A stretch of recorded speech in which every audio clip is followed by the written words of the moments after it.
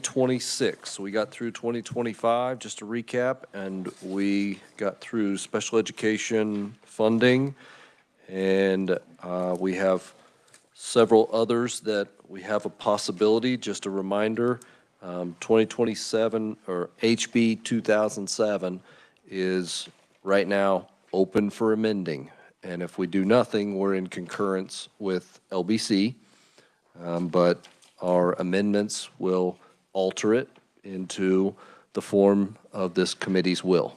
So I am open to discussion around all of them. If we want to kind of walk through, one thing I would like to maybe start with, there was from the agency, we could work around the agency. There's kind of three agency asks. Around, there was the 6 FTEs so that they could track the at-risk. There was also the State Board of Education pay increase. It used to be linked to our salaries. And then when our salaries went up, there was a break, and they're asking to kind of make that correction. 170,000 is the ask.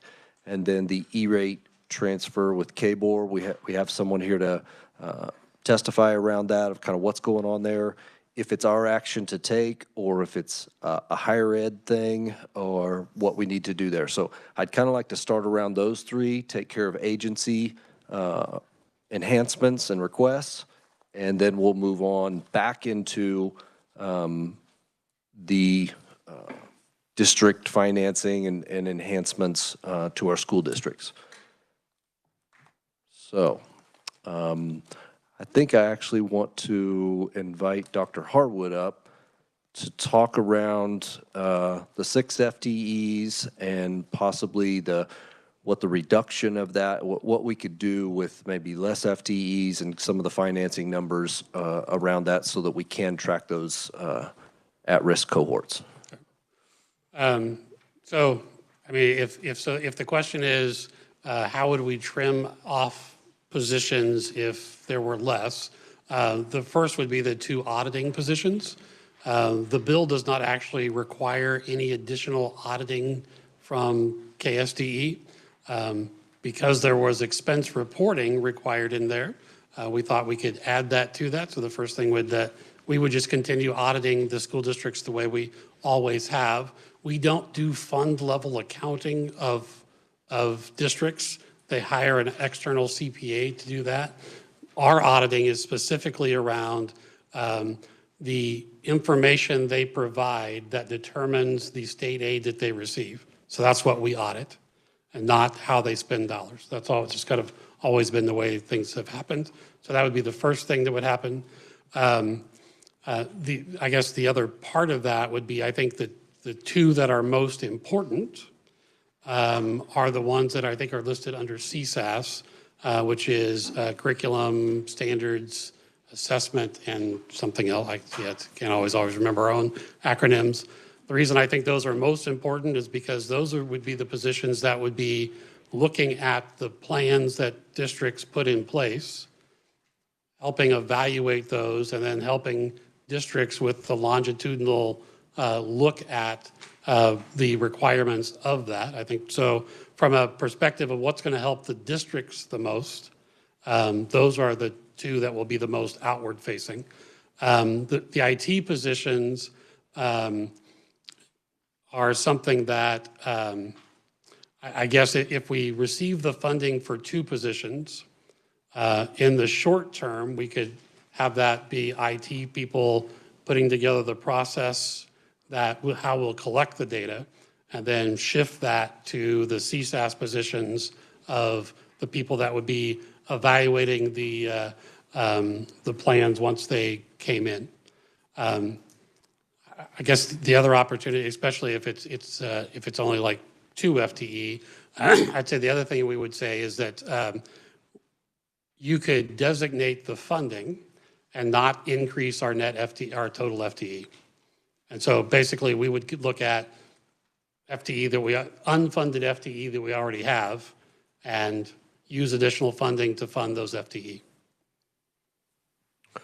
And for those two positions. I guess my first question would be what is, because the 626,500, that was for 6.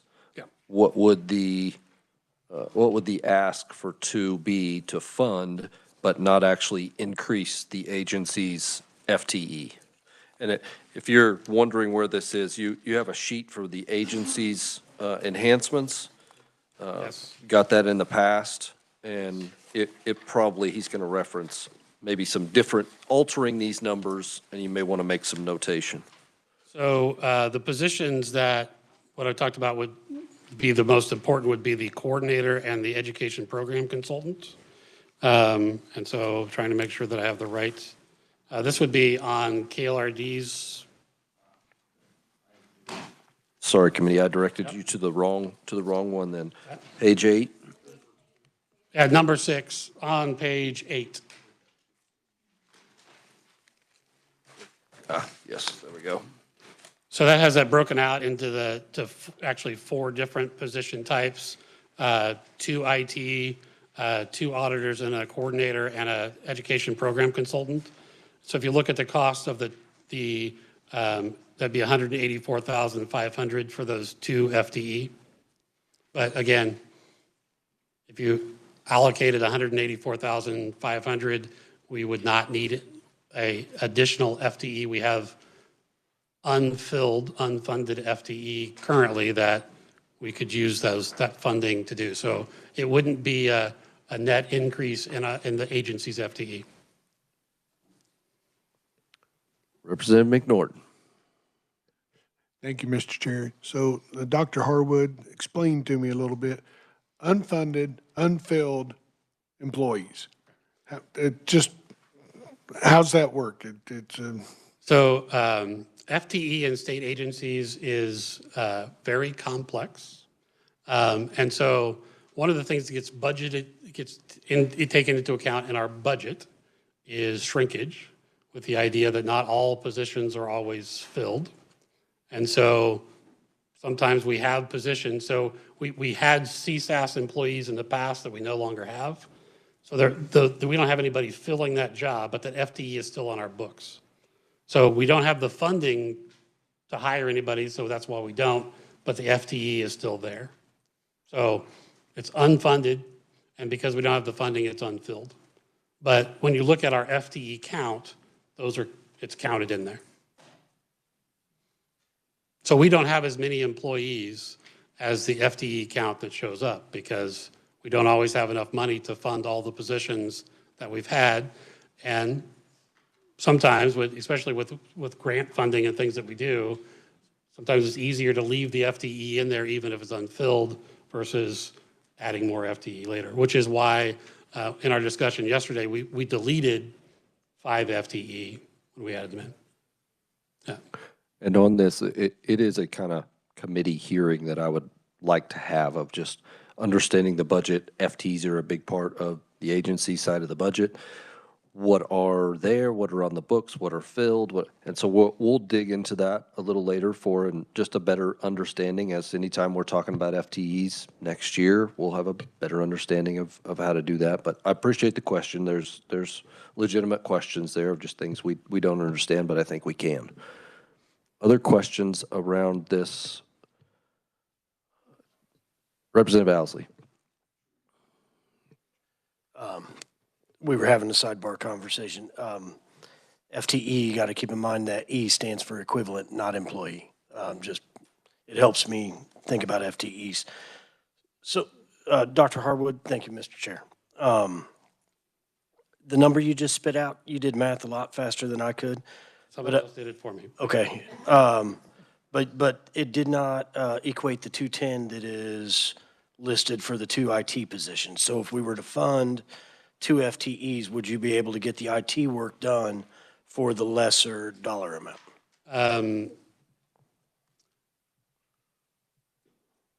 Yes. In essence, what that would do is we'd have to shift somebody from, and this is what happened if we don't get any funding for it. We still have to collect the data, so we'd have to stop doing something else for some period of time, that take somebody off something that they would normally be doing, and hope that system doesn't break while they're building this one.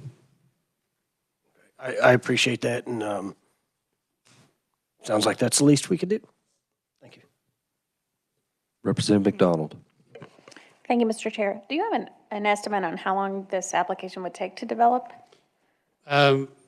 So not at the moment, because we're still, the pilot group is still developing what the application will look like.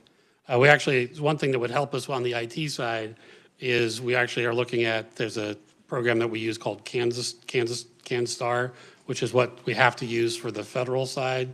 If we can do it with that, then it will actually cost us less and we would be in much better shape. But until the pilot group says this is what we want it to look like, it's harder to say what that would be. And I will just say, kind of my heart around moving in this direction is, I just want us as a legislature to think about it. Anytime you're on a committee and you're asking a department to do something new, I mean, I want us to think about that. And we can't always do the whole thing, and sometimes it's not warranted to do more, but in this one, the at-risk funds are, we heard what they were, they're a little over $500 million. And to really understand what's going on with them at 500, that's just kind of where my mind is trying to, in good faith and around, how do we get back to a process where we're working together and trusting one another again? I think everybody needs to take some steps in that. So that's my thinking behind this. Not the 6, I know that would all get stripped out in appropriations, and the 2 may get stripped out. I do not know, but this is the conversation I wanted to have around when we are asking for things.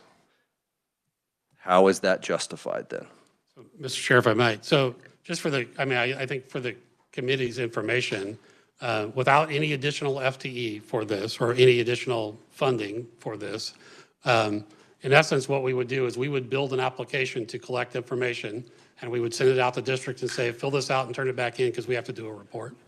And we wouldn't have staff to support districts in either making their, or evaluating or helping them. One of the issues that's going to happen with this cohort group is this is looking at setting goals very differently than we've ever done in the past. We talk about you need to set stretch goals, so set goals kind of higher than you think you can get to. In this situation, they need to set very realistic goals, or they risk not getting any additional at-risk funding. So they're going to need help looking at things differently. And then also, one of the things that these people would do is help with the at-risk list. So that would be looking at these reports that come in, trying to do some evaluation of what interventions are making a difference in different places, then being able to help other districts saying, well, have you talked to this district about this intervention because it seems to be helping with a similar population. Without people to do that, that's left to the districts to do on their own. So that's one of the reasons that we are requesting the FTE. Appreciate that. Representative Estes. Funding. I'll stop saying FTE. I appreciate this conversation, because I think one of the questions that appropriations likes to ask is, did you get a different way to do it at a better price for the taxpayer? What alternatives did you consider? So I thank your leadership, and I thank you guys for working on something that I think is a reasonable solution. Representative Steele. Thank you, Mr. Chair. I believe that there is a bill to be heard about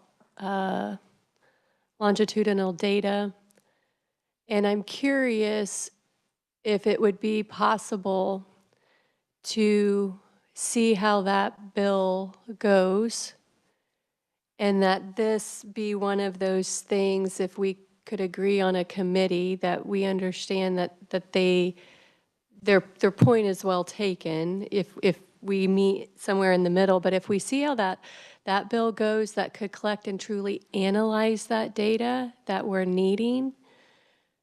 If we said as a committee, maybe pause based on how that bill goes, that may establish some of that, and then potentially be able to go back to appropriations and say, we would like to add this back in. We looked at taxpayer dollars. We tried alternatives. So maybe pause and wait. I'm just throwing that out there. Thank you, Mr. Chair. Good suggestion. Representative McDonald. Good job. Last year when we passed this legislation, it was a big compromise in the last minute of the last hour of conference committee. And I think that the reason we chose to do this is because State Department of Ed is already the aggregate collector of the things. And in my understanding of the hearing we're gonna have on this longitudinal stuff is limited because they're still messing with the bill. We don't have a draft yet. I think we're charged today with passing out a budget. And for this calendar year, I guess we're doing 2026, I don't know what future legislation we pass might have impacts on what we're talking about here. But we have tasked this Department of Ed to measure this stuff, particularly this at-risk portion. And the horse has left the barn. So I would think it would be inefficient if we set aside all conversations about longitudinal studies or data collection that the Department of Ed's doing and has always done for some future hearing that we may not agree with. Whatever is collected, Dr. Harwood, from whether we fund these FTEs or not, from your adherence with this law that we passed last year, whether some other entity that we create collaborates and pulls all the data from all the sources, they still would have that data because you're already collecting it, correct? So if we're talking about the statewide longitudinal data system that's being talked about in Commerce, this data would not be part of that system. My understanding of that, again, I haven't seen a bill, but just those conversations, because some of those conversations were going on last year as well. It was more about post-secondary, but it was about attaching some post-secondary outcomes, which we already do, to things that were going on in school. So it's how do you get, it's much more workforce development. And this would be student data for much more specific. So because the information we're talking about is student level data, that's all completely disaggregated, or de-identified. And so it would have to be a completely different system. I mean, they'd all work together, but it couldn't be reported in the same way at all. I hadn't really thought of it that way. I appreciate that. I just think, my understanding, and I only sat through one lunch informational hearing, and perhaps you guys have seen more updated drafts of the bill than I have, but I feel like that is a whole different thing than this. And we are charged today with passing this budget out. So I would not be supportive of any motions stripping out FTEs for this purpose today. Representative Owsley. Thank you, Mr. Chair. Dr. Harwood, I want to talk about furniture and equipment and $25,000 for contractual services. It says the enhancement request includes 531 SGF for salaries, wages, 65,000 for furniture and equipment, and 25,000 SGF for contractual services. I'm going to have John Hess answer that question because he put that part together. Okay.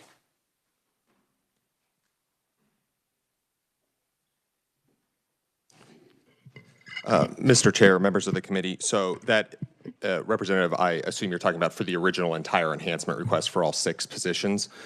In that case, the contractual services was primarily travel expenditures. So under the state's accounting system, travel reimbursement for state employees is considered a contractual service. So that's primarily what that was. And then the what is listed is the other category is really capital outlay expenditures, and that was for the two auditors, if we were to have those. KSD's auditors are field-based employees, and every single one of them has an agency-owned vehicle when they're traveling to school districts. And KSD normally has a way to self-finance all of our vehicle purchases, but in the case of adding those two new positions, we don't have sufficient funds. We wouldn't have had sufficient funds within our internal accounts for that. So that's what that was for, was to be able to purchase vehicles for those new auditors if they were approved. Thank you, Mr. Chair. So then if we did not add in the new FTEs, we just added in salaries to fill current vacant FTEs, those needs would no longer be required. Pardon me, Mr. Chairman, certainly the vehicles, no. The way the other positions were budgeted, there was a little bit of travel expenditures in there and a little bit of office supplies and things like that, but it would primarily, of course, be salaries and wages. All right, so if I think I'm understanding this conversation and following this, the agency could suffice implementing provisions of 2024 House Sub for SB 387 by adding 184,500 SGF for FY26. Mr. Chairman, that is what we have discussed. That is correct. If the chair's ready for a motion, I could make one. Representative Owsley. Thank you, Mr. Chair. I move we amend HB 2007 to add $184,500 SGF and 0 FTE positions to implement provisions of 2024 House Substitute for Senate Bill 387 for FY26. Got a second from Representative Wynn on the most detailed motion I've heard. That was good. Got a second. Discussion? Representative Johnson? Oh, you seconded? Oh, she tossed it up pretty fast. Discussion? Or have we discussed enough? All right. All in favor of the motion, say aye. All opposed? Motion carries. We are on to State Board of Education. Pay increase request. I know one place that it's at. Representative Steele. Mr. Chair, I would like to make a motion on that, and I believe it's number 8. So I believe that it's on page 9 of the KLRD document.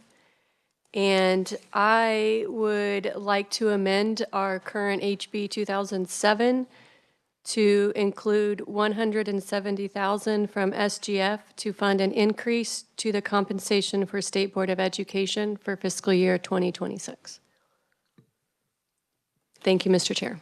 Before we get a second, I just want to, Nick, is there any language that you need? So, because it's a different payout, I talked with Dr. Harwood about this on just how that, do you have what you need in that motion, or do you need anything else before we even get a second to make it to where they can use those funds accurately to pay them in their different compensation model, because they're more of just the daily rate, we're more in a salary? So thank you, Mr. Chairman. So I'm currently working on a bill draft to amend the State Board of Education's pay statute in accordance with this same motion. I believe this would add the funding there, and we could certainly insert proviso language similar to the language that I'm crafting in the statute to accomplish this purpose. I don't know if we could.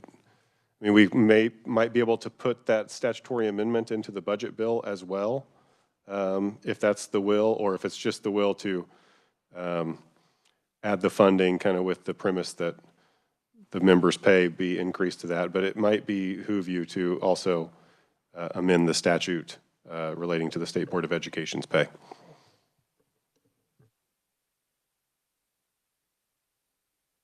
Can we do that in a separate motion, or is there simple language she could do? It sounds technical, I guess, and if it can be handled in proviso and we do it later and we just take care of the money right now. This committee's purpose, maybe for the take care of the money portion, and we could certainly do proviso language if that's the will of the committee to direct it that way. But then it might behoove the legislature to consider a trailer bill if this is something that needs to happen going forward. Representative Owsley. Thank you, Mr. Chair. And Nick, could we just add to the offered amendment that grant the revisers of statutes office to adjust statute accordingly? That way it's not a proviso and we don't have to come back next year.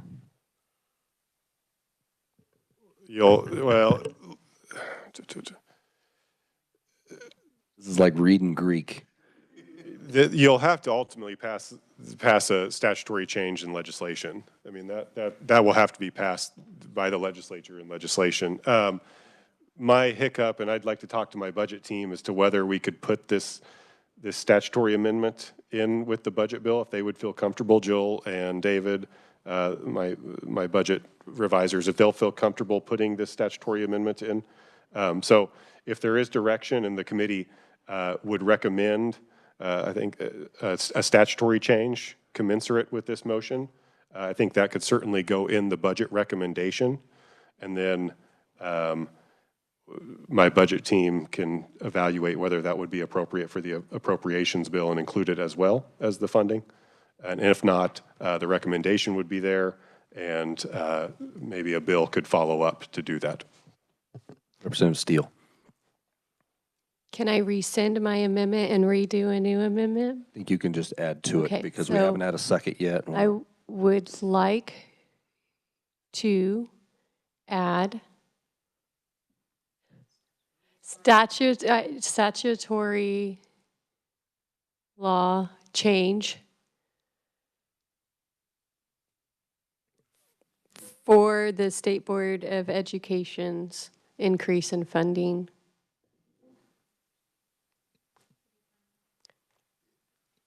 To be granted. To be granted.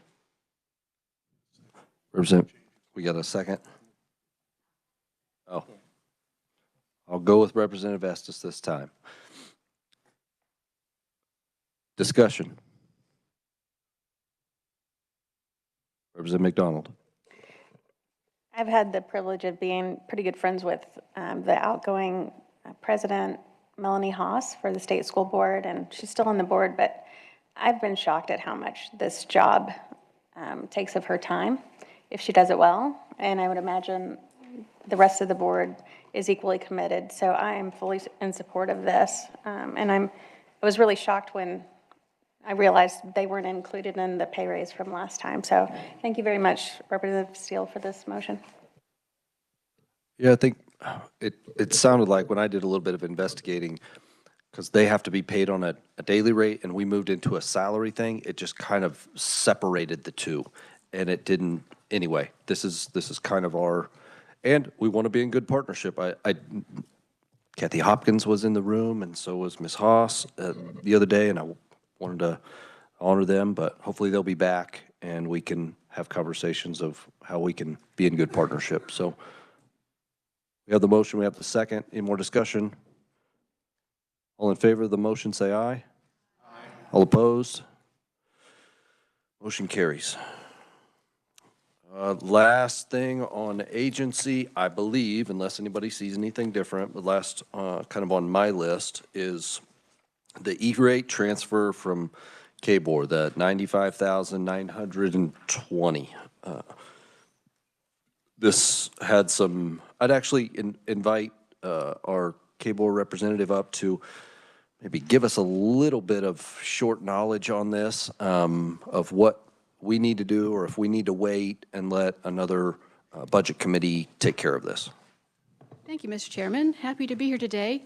My name is Elaine Frisbee. I'm Vice President for Finance and Administration at the Board of Regents.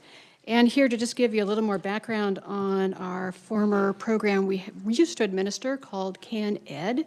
That was a broadband technology-based network which schools, libraries, and hospitals were able to connect to broadband internet access and do distance learning. This was passed in 2001, so 24 years ago. Technology evolved, circumstances changed, and the legislature elected to disconnect or deaccession CAN-ED, and it went away. Part of the process of our administering the CAN-ED program was that we applied for and received federal E-rate funds, much like school districts do currently. And in that process of administering that program, we received federal funds for which we were reimbursed for expenditures that we made on the front side. Part of the CAN-ED funding that we received to run the program initially came from the Universal Service Fund, those little taxes that you show up on your cell phone bill, and then that switched to be state general fund support. And that all went away with the decommissioning of the CAN-ED program. In 2014, so 11 years ago, we received notice from the Federal Communications Commission, FCC, that we were given some audit findings, and we owed back from the money that we were reimbursed $441,000. So I don't know if you have in front of you, I provided to staff some information on the audit findings and how this all came about. That audit still sits out there all these years later. We did file at the time a request for a waiver. Other entities had similar findings, and they were successful in getting that payback waived. The money that has been residing in our federal fund, called the USAC E-rate fund, has been sitting there low all these years since we don't run the CAN-ED program, and we've been using it internally for our agency operations. Most recently, we've been using it for purchasing our cybersecurity insurance. And also, we've had a number of years where the Department of Education has received a transfer out of that fund to them. Most recently, for fiscal year 2025, I believe it was $70,000. So cumulatively, to date, it's been about $984,000. We tried to alert folks, and I think one key piece of information that was missing, we tried to alert folks that it would behoove the department to try to find another source for these transfers or another source of funding, because there is no new money. Since 2014, there is no new money going into that fund. So the fund is simply dwindling all these years. So at the end of this fiscal year, it's projected to have a balance of about $282,000. So again, this is not a renewable source, so we're suggesting that perhaps another option be found. It does occur to me, it is very unusual for me to be standing here talking about another agency's operations, not my business, but the Universal Service Fund, in my mind, could be a source for that sort of a transfer. I am not an expert on the KCC's budget. I know that the Universal Service Fund does not run through the appropriation process the same way other state funds do, but the Universal Service Fund might be a way to spark a conversation to find some other method. So, trying to find options for you, Mr. Chairman. I appreciate that. Could we spend the $282,000 for the $95,000 transfer? Am I understanding that there is money there, and this transfer could happen this year, and there be a mechanism put in place in between now or the end of this legislative session and next to where we're not dealing with this next year between the departments? Or do you need statutory change of where this has authority to make this transfer? So you as a legislature have authority to make the transfer. Okay. So that is your purview to do the appropriating process. I would suggest that that is a function of this committee, because this is a funding source for the Department of Education rather than for our agency. If the legislature this year were to take another $95,000 out, probably the ending balance for our fund at the end of next year would probably diminish to about $100,000, because we do also use it for a piece of our IT operations. So the $282,000 does not have that next year's $95,000 coming out yet. Okay, appreciate the suggestion. My thought is we should go ahead and authorize it for this year and that they can find another one for next year, but that's will the committee. Representative Estes. It's nice to have you back. You may feel like you have deja vu in this room. I just want a baseline clarity for myself. Is there still money coming from people's cell phone bills that's supposed to be going to Kansas for education? To the Universal Service Fund, yes, but we do not receive any of that. We receive no new funds related to E-rate or the Universal Service Fund or anything related to CanEd. Thank you for the clarification. I'd be interested to know from Dr. Harwood. I'd just like to verify that that is coming to them, if the chairman will allow. Dr. Harwood. So KSDE does not receive any universal, any of the funds either. The E-rate funds that districts get go directly to them. We believe the Kansas Corporation Commission gets the universal service funds that are part of any phone bill you have. Thank you. That gives me the peace of mind of knowing the money is getting where it's supposed to go. I appreciate that. Statutory question. To end this practice, what language do we need to have to where this is the last transfer and we will find another one next year? Is my basic understanding. Again, I'm far from the smartest person in the room, just trying to delineate.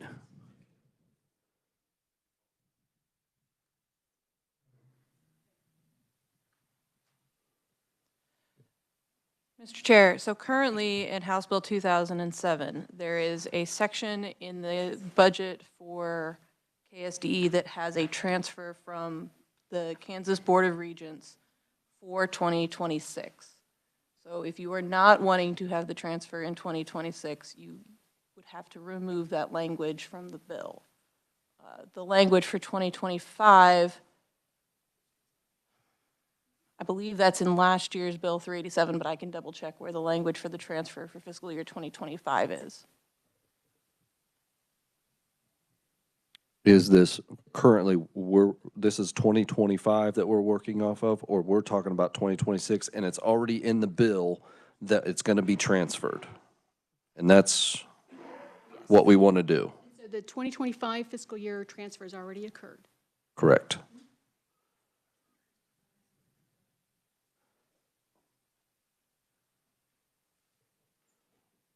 Representative Steele. If it's in the bill as is, as they need, then we don't need to change anything. Is that correct? That's what I'm trying to figure out. So our enhancement request was to stop the transfer and do an SGF appropriation. So the LBC said, don't do the SGF appropriation and just keep doing the transfer. I mean, so when we were informed that we needed to find a different source, we asked for SGF. I mean, we're happy to try to talk to the Kansas Corporation Commission if that's what makes sense.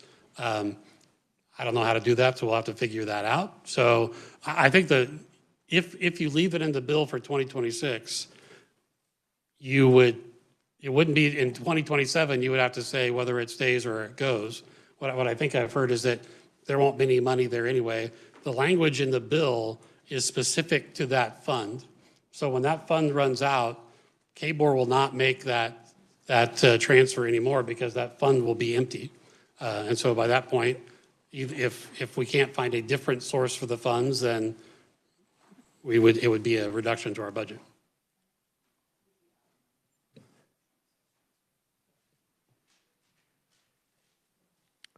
Discussion, will of the committee. Representative Owsley. Thank you, Mr. Chair. Jennifer, what did we do with KBOR's budget in appropriations? I know this came up and I don't recall what we did with it.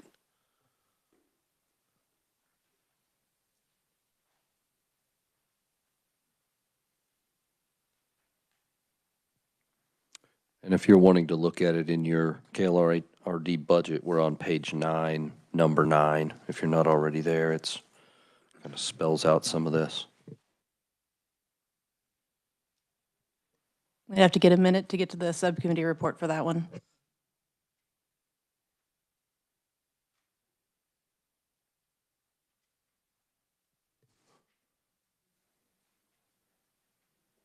I normally let other people make the motions, but I'd make a motion that we basically just concur with LBC this year, and next year we will help however we can to do our statutory duty of affirming a new funding source.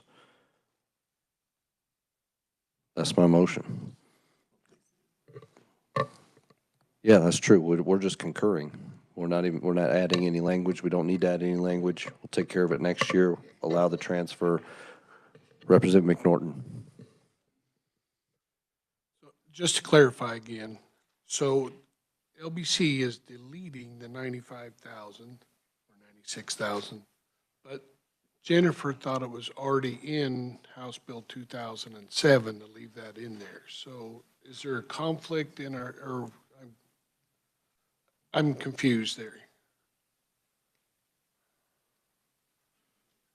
Mr. Chair, so the LBC deleted the SGF money and moved it back to the transfer, which would put it into a special revenue fund, which would make it not SGF money.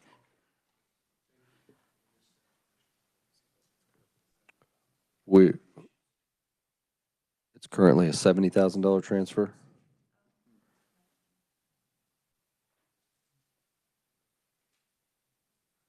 If we need to make a motion to make it the full amount out of that, that's what we'll do. So what I'm seeing in the language of the bill as currently drafted, I'm looking on page 170, subsection H. It says that the Director of Council Reports shall transfer $70,000 from the USAC E-rate program federal fund of the State Board of Regents to the Education Technology Coordinator Fund of the Department of Education. So unless there's another one, that's the transfer that's occurring in the bill as it's currently drafted now.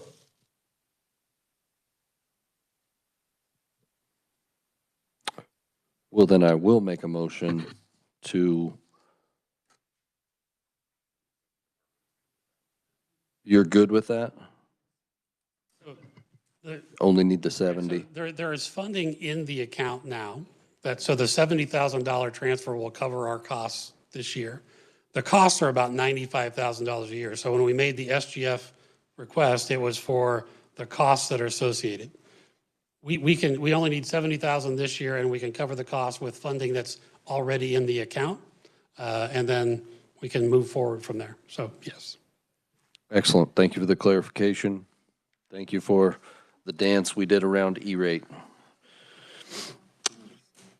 We don't need a motion. We don't need anything. Do we want to what?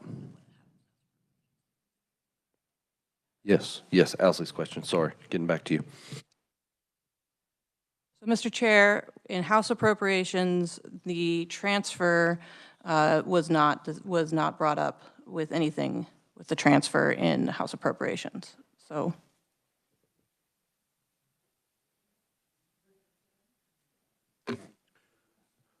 All right, we have one more little cleanup from 25-26. Remember the federal money for FTEs that we let stay? We need to, I'll let Jennifer explain it, but my understanding is we only did it for 2025, and we need to put language that it's for 2025, 2026, because that's the budget that we're passing, and it affects both years. So would you explain that, and then if anybody has a motion for me? I think you explained it pretty well there, Mr. Chair.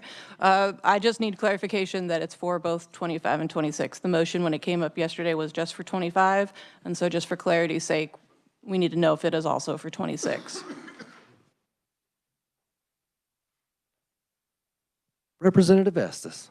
I move that it include FY '26. Seconded by Representative Schmoy. Discussion? Not much. All in favor? Oh, Representative Owsley. Thank you, Mr. Chair. And just for my note-taking purposes, if I were to be following along in our KLRD packet, that would appear at the bottom of page 3 and the top of page 4. Bottom, or on page 3, number 5, is that what it is? Okay. Okay, thank you. It's also on page 10. Number 13.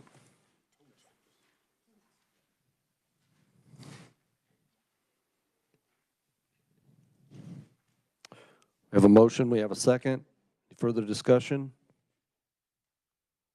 All in favor, say aye. All opposed? Motion carries, thank you. Now, I believe we can proceed to district enhancements.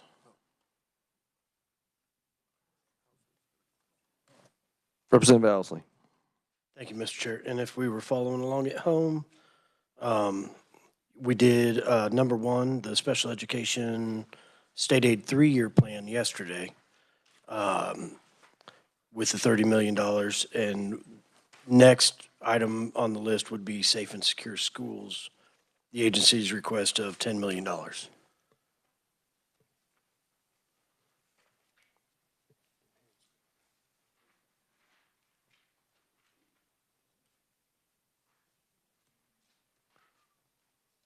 I have it as a different number on my cheat sheet, but you are right on that sheet. It is safe and secure schools is next. We can open that up for discussion.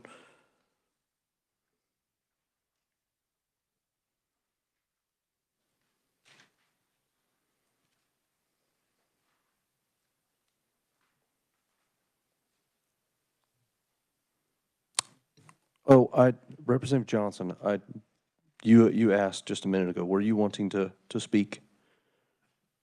Yes, and I want to apologize. This has not been a great week for my participation, and I've gotten behind on a couple things and tried to watch on WebEx.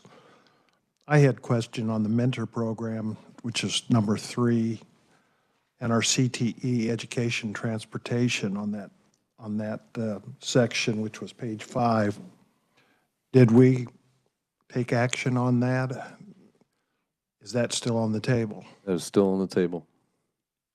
You have another question on safe and secure before me, though. Yeah, but I knew I had skipped you, so I wanted Thank you, to come back and make sure we Okay, can first off, cover you up. on the mentor teacher program, as I understand it, so that 1 million is what state education is asking, but it's not going to come through. Is that correct?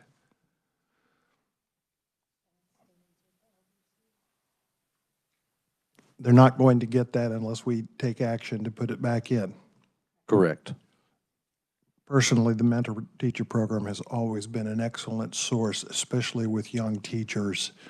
And as we look at secondary programs, to get someone in to mentor them and follow them through, we know that first 6 months for a new teacher coming out of school, with the lack of teachers as we have already, I'm a strong supporter for the mentor teacher program. And I would make a move that we add that back in. What is the proper format that you would suggest for a motion? We got a second. I will add, for discussion purposes and for just kind of budgetary considerations, a thought that I had, and I'll just share it openly, is that we take that million and we split it up a little bit, and we do 700,000 into the mentor teachers, and we do 300,000 into the CTE. So we're not fully funding either of them, but we are doing something. It's kind of the spirit of the session of do what we can. We may not be able to do everything, but on things that are going to students and teachers, that is mine. As far as discussion on your motion and your second, but discussion on this, Representative Hill, then Representative McDonald, and then back to you, Representative Johnson, and then Steele, and whoever else wants to talk. Everybody wants to talk. Thank you, Mr. Chair. One thing I would like to point out on the mentor teacher, that it currently is funded at 1.3 million, which provides $1,000 for all first-year teachers, $500 for all second-year teachers, and $250 for all third-year teachers. So if we added an additional 700,000, I don't know exactly how much that would cover, but it would come close to making that 1,000 all the way through, and then we can kind of reevaluate and see where we would be at the end of next year. And I see movement to my left here, so I'll shut up. Yeah. I think next was Representative McDonald. Thank you, Mr. Chair. I guess whenever they quit shuffling their papers, I'd like a little clarification from Frank or his staff. I am hearing back from school teachers and districts that money's not always there. It's subject to appropriation. And that's what we're doing right now, is recommending appropriations. So if there is money in that fund, I'd like to know. And if districts are not provided this money from us, are they having to pull that from their own general funds? Or are the teachers just not getting paid? Those are kind of my top level. Because I'm glad you brought this up. This is one of the things on my list that I really wanted us to try to hash out. Dr. Harwood. So in 2024, with the $1.3 million appropriation, it was $1,000 for first-year teacher mentors and $428 for second-year teacher mentors, and nothing for third year. The 2025 number is an estimate. We won't know until we actually get those numbers in there. So it's hard to tell just based on how many mentor teachers there are as there is in there. Any amount of money that is increased will get us closer to the $1,000 for each of the three. Now back to your question, the problem is it depends.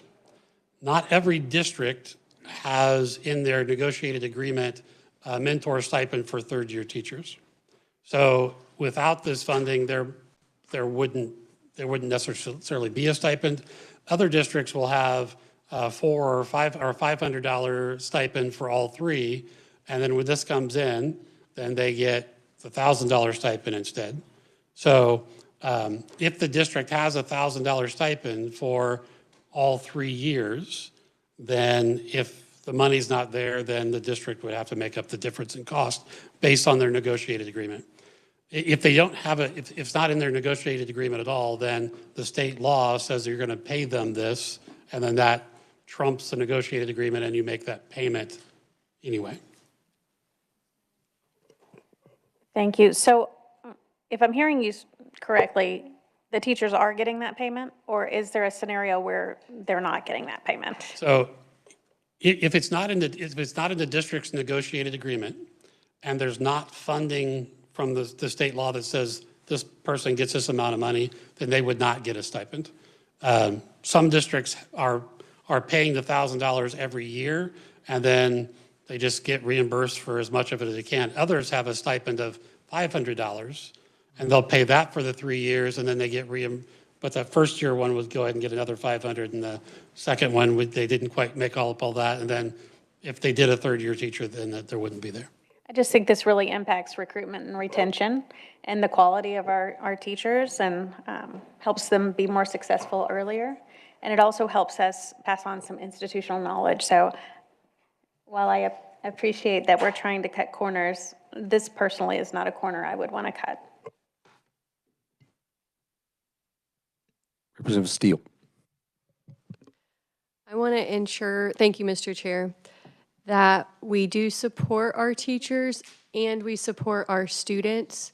And so, Mr. Chair, I really do appreciate your thinking of doing the $700K for teachers, which then would be the $300K for the CTE. I think the CTE is important to ensure that our children are getting skills necessary to be successful in our communities. And I would love more data so we can truly fund more next year. So if we knew how many schools really needed the money for the gas and how many programs and students were really impacted by that. So Mr. Chair, I don't know if you can make another amendment or not, but I do support what you say. Thank you, Mr. Chair. There's no motion on the floor, right? Well, there's a motion and a second for the. We have for a the move. motion. I am Motion and a willing to second. amend my motion as I hear your suggestion, and I recognize the cost factors, but I'm not sure my second would agree. So You get a second from I would like to. Brantley. I don't know on the technical how that works. Yeah. But I like to learn on little moments like that, so is that an okay way to do it, or do we need to remove the motion and make a new motion? I withdraw my motion. With permission of his second. Thank you. And back to Representative Johnson. Now you can, or Representative Brantley. Thank you, Mr. Chair. I'd like to make a motion that would amend the current bill and add the following language, include $700,000 one-time money from SGF to fund the increase to the mentor teacher program for fiscal year 2026. Do I have a second from Representative Swartberger? I always struggle with your last name, sorry. Discussion. We've already had some good. Any more needed? Opportunity? Any hands? Anybody? Anybody? Anybody? Anybody? Oh, Representative McDonald. In the spirit of camaraderie and meeting in the middle, I would support this motion. But I do really think this program of mentoring our teachers and compensating teachers for the work that they do is paramount. I appreciate the comment. Part of my thoughts in, prioritizing teachers and prioritizing things that get directly to students was kind of the spirit of going through this and looking at what we could prioritize this year. Representative McNorton. Thank you, Mr. Chair, and thank you, Representative McDonald. But, if you think about this, it's a little bit over a 50% increase on a program. So it's still a pretty good ask that we're giving them. So, thank you. Thank you. Of the motion, have the second. Discussion finished. All in favor, say aye. Aye. All opposed? Motion carries. Representative Johnson. Moving to the career and technical education, I have a question. On the amount, it's a very specific amount. Is this what was last year, or is this just what is needed this time?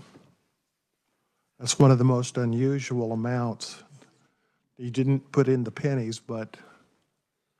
So it's an estimate based on the historical things. And so probably it is, probably has too many significant figures. But if we just did the math on what it would take from last year to fully fund what the requests were,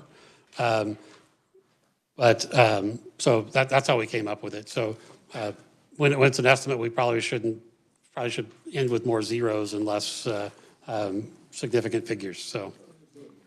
Thank you. That answers my question. Mr. Chair, may I make a motion then? Representative Johnson. May I go ahead and then make the motion to add in the career and technical education transportation amount 517-662, no pennies, back into the funding?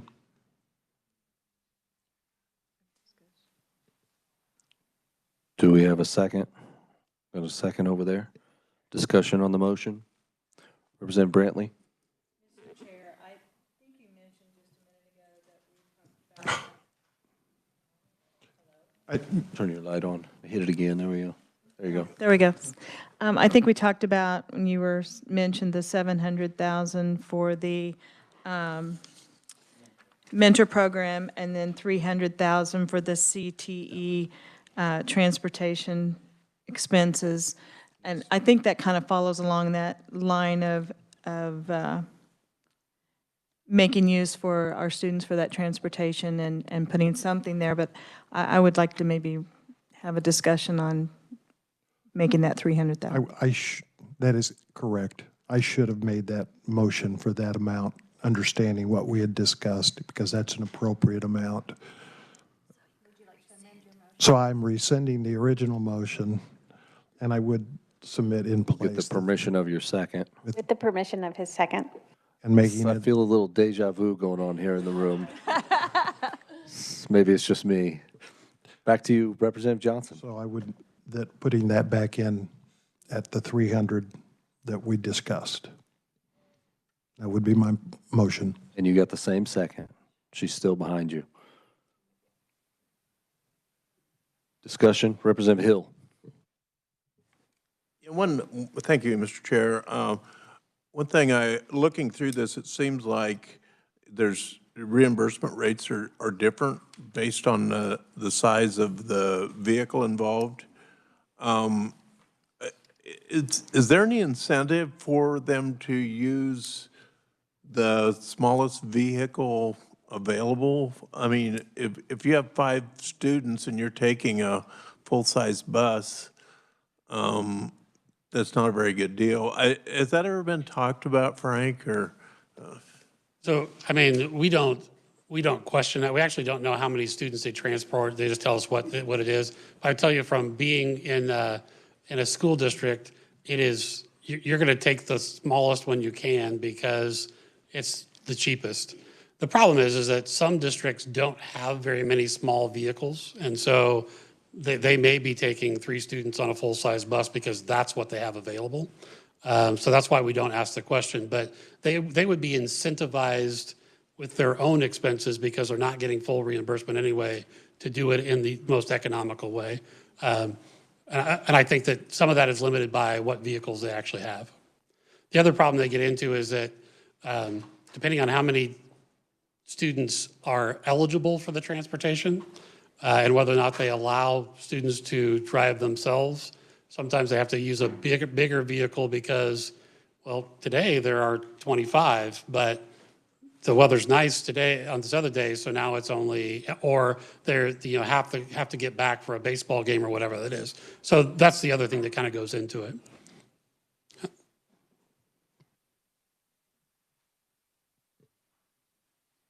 So we have a motion, we have a second, still on discussion with the CTE. We haven't voted on that yet, have we? Not seeing any more discussion. All in favor of the 300,000 for CTE, say aye. Aye. All opposed? And that, we did state that was SGF, right? Got that language, just making sure. I heard SGF whispered in my ear over here, so I had to make sure. Other things we need to take a look at. Representative Owsley, I need to come back to you for where we started and jumped ahead of you. So on this one, I'll just, I've been being pretty transparent. I would really like to see this one stay level. It gets, if we were going to put $5 more million into something or $10 more million into something, it would have gone into special ed. Just kind of in negotiations, put as much as I could into special ed and the rest of it, trying to do something that's helpful. There's already $5 million in this that if we concur with LBC, stays in there. I have some clarifying questions around making sure AEDs are on the current list. That would be just a clarifying thing. AEDs, or if any other things. Or is there a question here? Go ahead, Dr. Harwood. Currently, there is not a list because the proviso language got removed. And so we included AEDs last year because that was the one thing that was in the proviso language that was not allowed under the previous proviso language. So we used the previous proviso language and added AEDs. So, but technically there is not a list right now. I think we need a list. Representative Estes. Just to keep us knowing what we're all going to do and not trying to jump ahead of Representative Owsley, I do have a motion to authorize the school safety and security, or proviso, to authorize the grants for just for acquisition and routine maintenance of the AEDs. I also have another proviso for $250,000 for AED instruction grants, and an account be set up. So just, if that helps you to know what else is coming. You can let me know when you'd like that.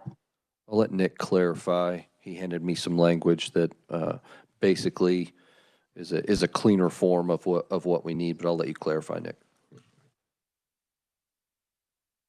Pass them out. That'd be good for this language to be in front of everybody. I appreciate that.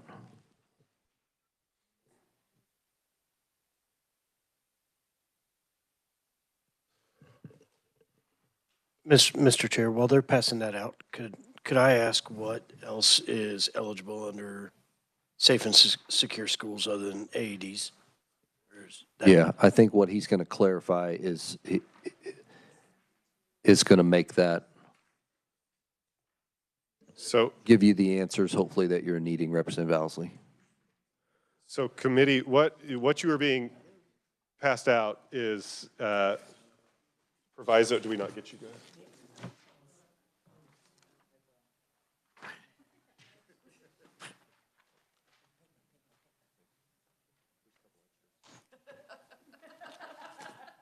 So committee, what you've been passed out is proposed proviso language for the Safe and Secure Schools account. This language was pulled from the fiscal year 2024 Safe and Secure Schools proviso, and it includes the acquisition and, let's see, you'll see there the acquisition and routine maintenance of automated external AED devices. So yeah, the acquisition and routine maintenance, which I believe Representative Estes was going to be requesting as well. And then you can see all the other things, and I believe this covers all the items that the department retained within this account after the proviso was vetoed by the governor last year. Was there one more thing, or? I should have said that when we put this out last year for this year, naloxone is in here. We told districts, don't put it in here because you can get it for free. So there are enough free places to get Narcan that it doesn't need to be in here because it's available. It can be in here, but we just say, go get it for free. Don't pay for it with these funds. Representative Estes. So, Nick, I'd just like to be absolutely sure that what you just handed us does exactly what's in what you prepared for me. I know it does more, but I want to make sure there's nothing in mind that's left out of this. There would be. So, possibly. One of your motions, I believe, is to just have a $250,000. The first motion. Oh, the added language, yes. That does, this language will capture exactly that. It does allow, so committee, just real fast, this would allow for security camera acquisition of an installation of security cameras and systems, the acquisition of routine maintenance of AED devices, so that's yours, Representative Estes, services for security monitoring of facilities operated by a school district, and so that could include, for example, services such as the gun detection service, and then doors, locks, windows, security measures, acquisition of communication devices and equipment for communication between law enforcement and security services with the school. It sounds like the committee is and the department, that acquisition of naloxone hydrochloride products will be removed, so you could strike that language out in this if there is a motion made, and maybe the motion could make sure to have that that language stricken out. And then the final one that would be authorized for the use of this $5 million grant program would be the salaries and wages and fringe benefits for newly created positions of school SROs and the costs associated with those new SRO positions that are provided by cities or counties. And then it also does insert the language that this is a dollar-for-dollar match program with the school district. So if a school district's cost is $200,000, they would be getting $100,000 and be providing the other $100,000 on their own. Representative Estes. Nick, how did we define newly? I don't see it in the proviso. How do we define newly? I think she's referring to those new FTEs. How new is newly? And how long does it last? The last 10 years or? We would consider that in this fiscal year. So if you have one position this year and you add another one, then you could use these funds. If you have two positions the next year, you can't use Safe and Secure Schools grants anymore. The idea behind it is it lets a district either add the first SRO or the second one with 50% cost the first year and then full cost the second year. So we look at it at each, we ask them how many they had the year before, then how many new ones there are. Representative Steele. I would like to know the thoughts on keeping the language of naloxone. My concern is that we may lose federal funding for things like that, and that's a really important thing for schools. And have you guys had anybody request the epinephrine, the EpiPens that we can now have in schools that school nurses can? Because that would be a safe thing. I don't know if that language. So that, I think that goes through KDHE. KDHE does that? So, Okay. So nobody's asked us about it. Okay. I was just throwing, because since you had naloxone on there, I didn't know, because now we can do epi that way too. There's really some discussion around keeping that language or deleting it. Representative Schmoy. Oh, don't sit down. Just as clarification. Thank you, Chair. Just as clarification, do we find out from the school districts like an itemized list of what it is that they're actually spending this funding on? Like, do you have that information? Do we have access to that information? So, so what we have is what they applied for. We will be doing a better job of what they actually spend it on.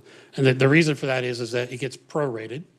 And so if it gets if your proration is enough, you may have turned in 4 projects and you only do 1.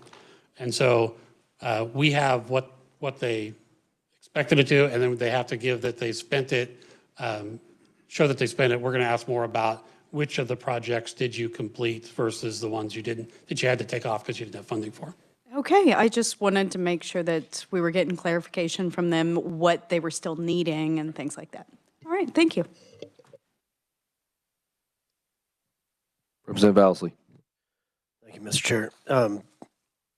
I've got no problems with the proviso language, with the naloxone language stricken or left. But on the dollar amount, I believe right now we're talking about doing nothing and accepting the LBC's position.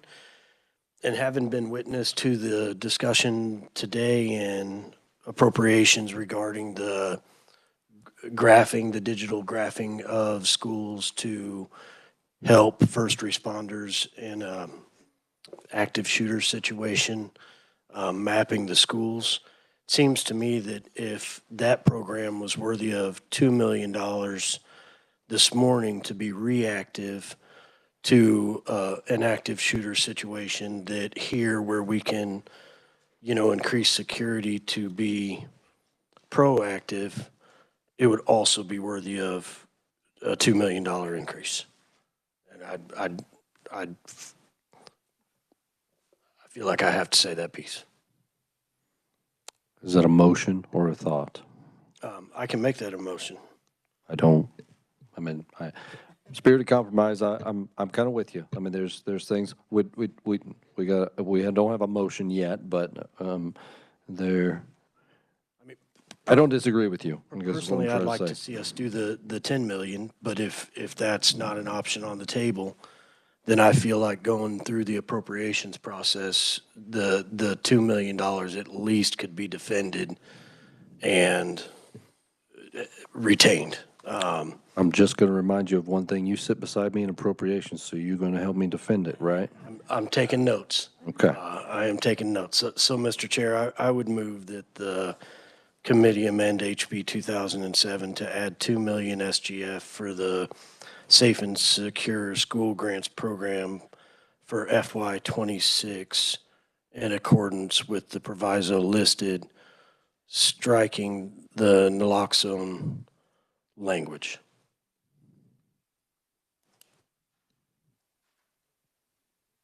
Seconded by Representative Smoy. Tongue twister there. Representative Estes, discussion. I like it all, except I do think it may make sense to keep naloxone, just in case we don't know what might change in the future. I think the schools are being strategic. That's my thought. I'd amend my motion to retain the naloxone language in there. Agreed by your second. Discussion, Representative Poskin. Or that was Thank what you, Mr. That is exactly what I was going to say. And to Representative Steele's point, very important. And we've seen deaths decrease for the first time in a long time. So thank you very much for that addition, Representative Steele. Good. Representative McNorton, then Representative Smoy. Thank you, Mr. Chair. Dr. Harwood, I'm assuming if you got these requests for putting new bulletproof glass up, down the list, the new SRO, that the Narcan would probably be at the bottom of the list and to tell the school to go get it free. Or I'm assuming that'd be the process. Assuming that something doesn't change before we put the applications out, we would say, again, you can get this for free, don't put it on the list. And I would also say that when you look at the costs associated, districts are probably going to be more willing to go purchase Narcan, especially because they have it, and now we have to just get new stuff because the old stuff expired, kind of thing. So if they're trying to do something, they have bigger ticket items they'll put here instead of that. Yes. Thank you. Representative Smoy. Thank you, Mr. Chair. I absolutely want to thank Representative Owsley for making this motion, because of all the places that we can cut, of all the places that we can move money around, school security and the safety of our students and the staff is absolutely not one that I am willing to cut. So, thank you. Representative Brantley. Thank you, Mr. Chair. I also agree with your sentiments, Representative Owsley, and your comments. But Dr. Harwood, in being a good manager of this piece, I would be very appreciative to see the breakdown of where we're supporting these different initiatives in the districts that are applying, just to see in the future, do we need more? Where are these things going? So we can easily send you the 2025 applications, and it will tell you exactly what, we break it into the projects that are there, how much, what they requested in each project type. The part that I was talking with Representative Smoy about is that because they get prorated so much, sometimes it's going to be, well, which one of those projects did you cut? And we have not kept great data about that, which is they've shown us how much money they spent. We haven't done a great job of saying, well, which one did you spend it on? And so that's the information we're going to collect. So we can show you for this year what all of the requests were, and then what how much they were awarded. That money is sent out in July, so they can start the projects. Then we have them say, okay, show that you spent the money, so that we know that you don't have to give it back to us. We also try to encourage districts that if you got so little that you're not going to do the project at all, let us know that, and then we'll change the proration and send it back out to everybody that is doing something, because most districts end up spending a lot more than the one-to-one match because they get prorated and they wanted to still do the project. Sometimes they just scale back the project, but we can send you what they have now and we'll have better information about what actually gets done in the future. Okay, thank you. All right, we have motion second for the 2 million ad and the language. We got all our years correct on that. Good. Motion second, discussion, healthy discussion, thank you. All in favor of the motion, say aye. All opposed? Sounded pretty united in here. I like it. Motion passes. Representative Estes. As long as we're on somewhat safety-related issues, can I go ahead and make my other motion? Yes, you may. Thank you. I move to appropriate $250,000 from FY26 from the SGF and adopt the following proviso to implement a school district grant program to promote instruction in CPR and AED use. And when I see it's being handed out to you, and when you look at it, you'll notice this does not come out of Safe and Secure. The proviso reads, provided that the expenditure shall be made by the above agency for the CPR and AED instruction grants account. So we're creating an account for fiscal year 2026 to provide grants to school districts for instruction in cardiopulmonary resuscitation and automated external defibrillator use through the health education curriculum in kindergarten or any of the grades 1 through 12. And the whole concept behind this is there's an effort to train the trainers and there's also a graduation requirement for CPR. So I think this is something that's well spent, a good investment in having more people trained to train our students on how to help. Thank you, Mr. Chair. I have a question. That was your official motion, correct? Do we have a second? Second by Representative Johnson. I have a question on the graduation requirement for the training. When does that go into effect as far as that there's got to be some years of moving that down the road to where then before that graduation requirement could really be attainable, I guess is what I'm asking. I recall it being part of Carrie Rinker's testimony from the American Heart Association, and I will gladly take the assistance of Dr. Harwood. So it is required of all districts that they teach CPR to all students. So a student is not required as part of graduation to be certified in CPR, but it has to be part of the district's curriculum. So I can speak for the last district I was superintendent in. It was part of freshman PE.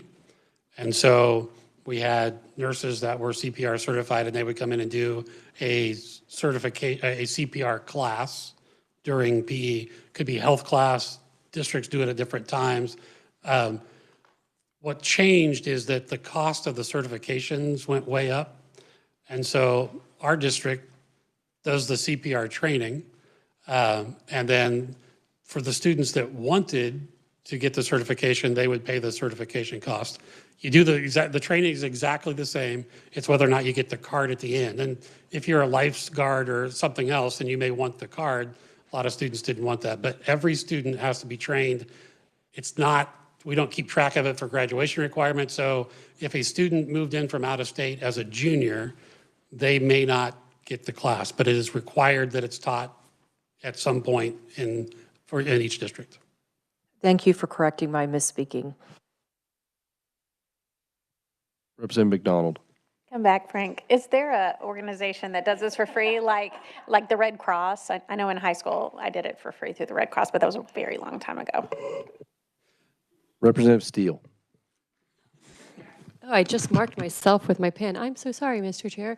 I can answer that. American Red Cross and the American Heart Association both do those. They are very expensive. They do get student cards that you can get for $5, but to actually certify lay people and other people in the community, they're very expensive. So the training is exactly what he said. It's the same thing. It's just whether you pay the money for the card or not. So is this already happening? I guess is what And now we're funding it to happen more, or what exactly is happening here? Representative Estes? So some of this training is happening, but not to my understanding, but there are also other expenses. The dummies that are used and so on are highly expensive. So for the high schools to do it, they're in so many ways. There is a need. I very rarely ever ask for money, and I think this is very important that we support that effort and have the right equipment and the right training available. All right, that is her motion. Did she have a second? I think she did, but Representative Johnson, okay, I just wanted to double check. Representative McNorton? Thank you, Mr. Chair. So Representative Steele or Estes, do you know what the Red Cross, somebody would charge to come out and do, besides it's expensive? Do we have a guess that they It's charge a hundreds. school district or? Mr. Chair, Steele. Mr. Chair, I feel like we have to be formal, and yeah. It can be costly because they can charge by the hour or charge by the student, and depending on the organization, depends on how they do that. A dart? Can you throw a dart at the wall? Give me a number. Is that $500 or $5,000 per?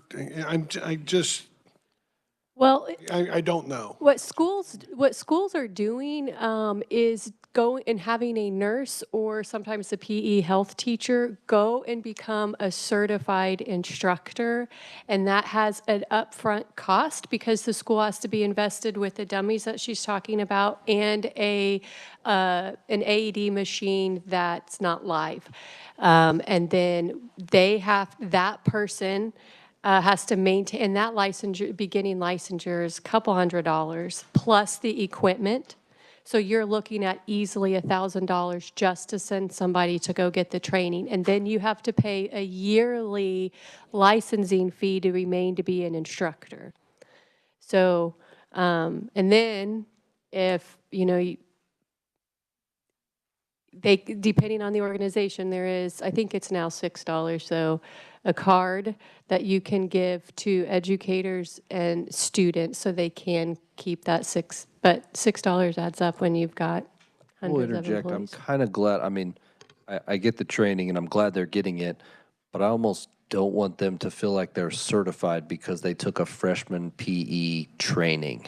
Like the $5 card to a student is, okay, great, but to feel like that is a certification is a whole different ballgame to where they're ready to go in an emergency and they're almost maybe could be held responsible. But anyway, that's just where my mind's going. I'll go Representative Estes first.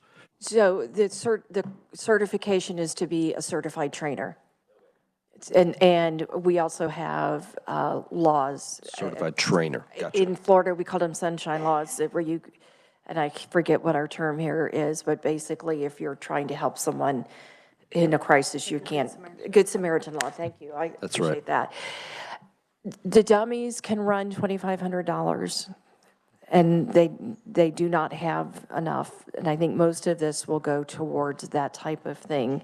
But this is money to help this happen. American Heart Association does everything they can to make this affordable, but the schools still need equipment.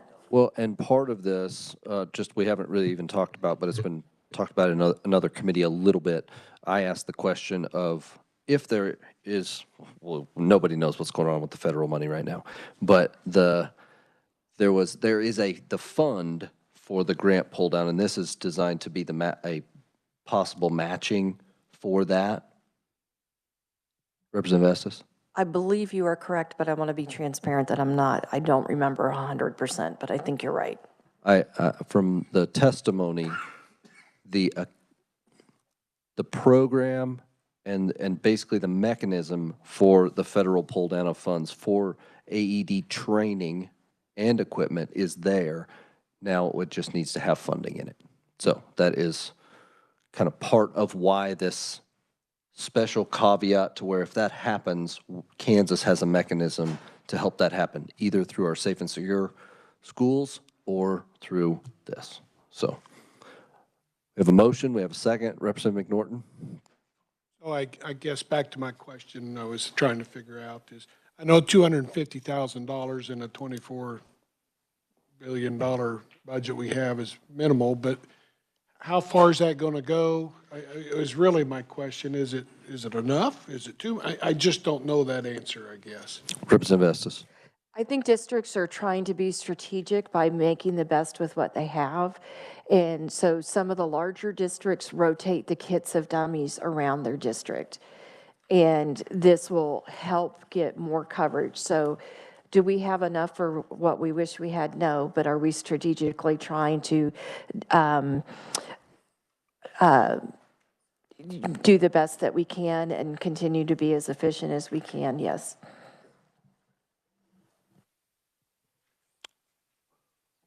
All right, thank you for the discussion. I think we may have lost Representative McDonald for a second, but I think, do we want to wait for this vote? Leave it up to the ranking if you want us to wait for her.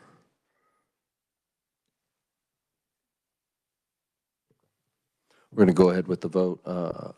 All in favor of this $250,000 to the AED training brought by Representative Estes, say aye. All oppose? All right, motion passes. Thank you, everybody. Representative McNorton. Just curious on time frame here. I know personally I could use a bathroom break. I don't know. I'm okay taking a 5-minute break. Yeah, just a break, just a 5-minute break. Is that okay with everybody? All right, we're going to adjourn for 5 minutes to take recess. There you go. Sorry, we are not adjourning. 3:05, yeah. Don't listen to me. 5-minute recess.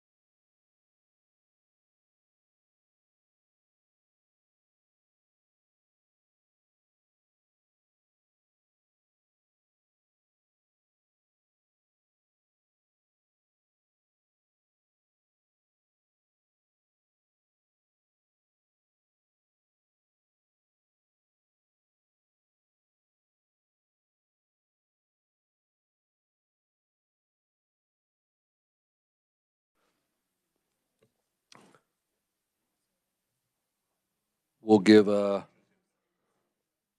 little bit more time here till my ranking gets back, so we can kind of stand at ease for a little bit.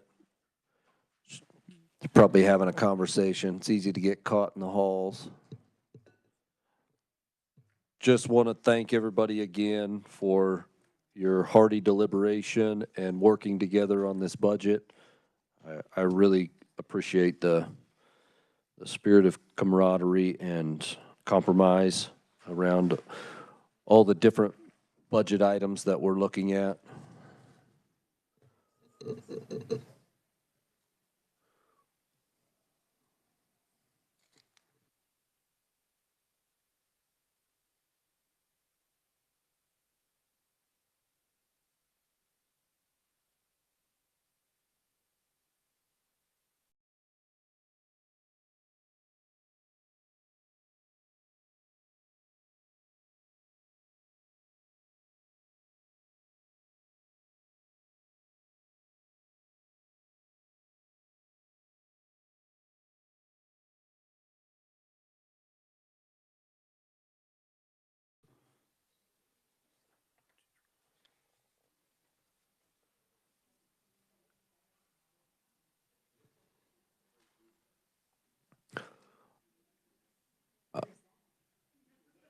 I'm going to look to a couple members here in the next few moments just to give us clarity on some things, maybe some possible motions.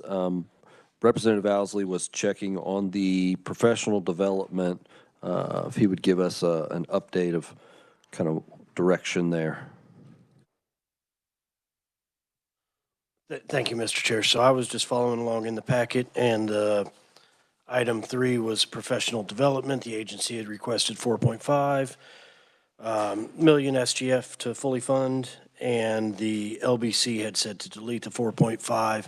I noticed in the above paragraph that 1.8 had been funded in 23, 24, and 25, and I checked with staff, and HB 2007 does currently have the 1.8 million still baked into it. So if we do nothing, we stick with the 1.8 million they've been receiving since 23. Thank you for that clarification. And Representative Steele. Thank you, Mr. Chair. I would, Mr. Chair, like to amend current House Bill 2007 to add the following language: include $500,000 one-time money from SGF to fund an increase to the E-rate telecommunication fund for fiscal year 2026.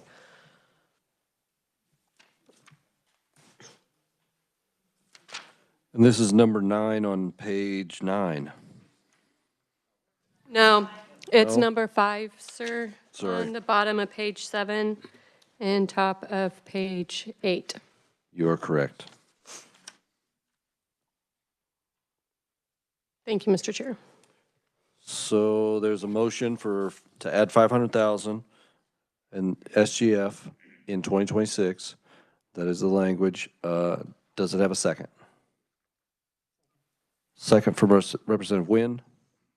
Discussion on the motion. Representative Owsley. Thank you, Mr. Chair. And as this is a 10% state match to receive the federal fundings, what does that mean? The whole program? What's it do to E-rate funding overall if we only put up 5%? Is that an overall reduction of 50%, or is that kicking the match down to the local level? Let's ask Dr. Harwood.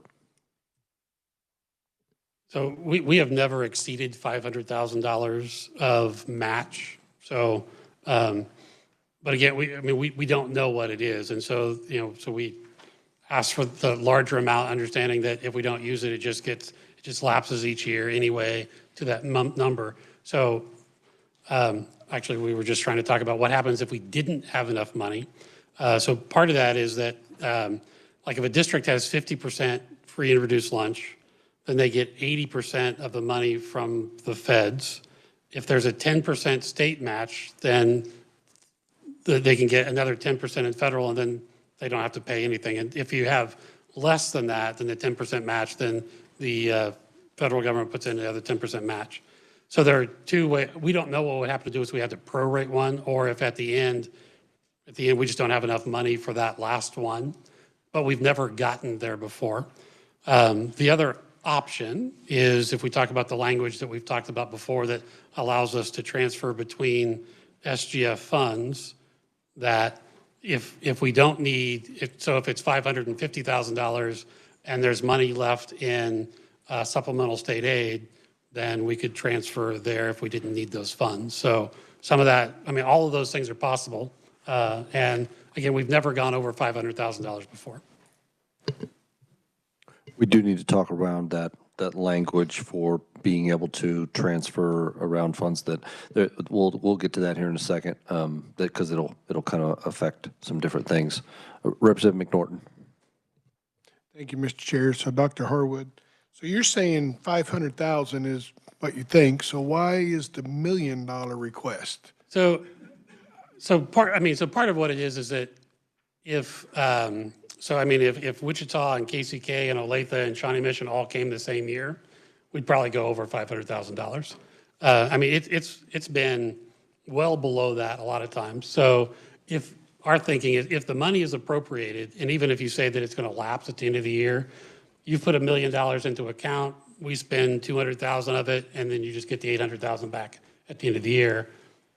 Or you only just put $200,000 in there. So that's kind of the way we were thinking about it. We can only spend what's there. We put that in there just so that we didn't have to figure out what happens if we don't have enough money. Thank you.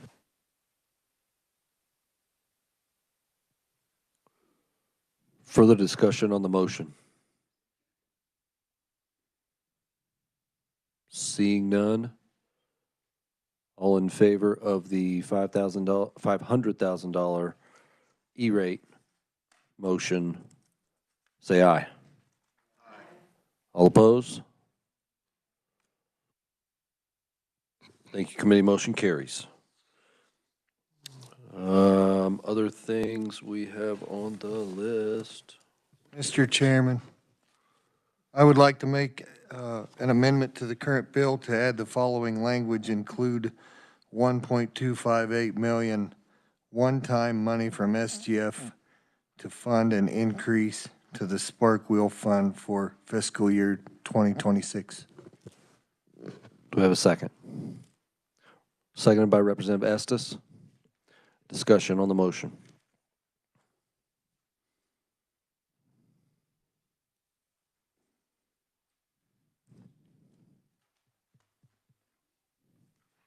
Representative McDonald. I had a meeting with the people from Sparkwheel, and they explained to me how this money will be spent. I love that it provides continuity for kids who are receiving services in elementary but would be left out in middle school. So I think the underserved population they work with is well deserving. So I'm really glad you made this motion, and I would be in support. Further discussion. Representative McNorton. So just clarification on the motion. This is adding another line or another section, right? Mm-hmm. Yes, correct.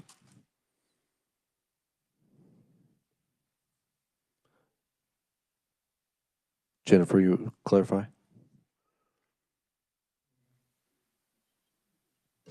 So, Mr. Chair, there is an appropriation for Sparkwheel currently. This would be in addition to the appropriation that is already there for Sparkwheel in fiscal year 26. What is their current appropriation?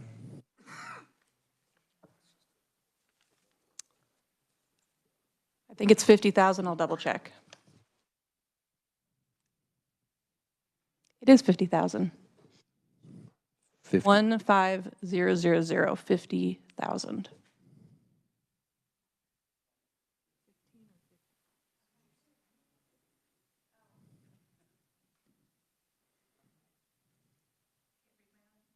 I can't read my own document. It is 50,000.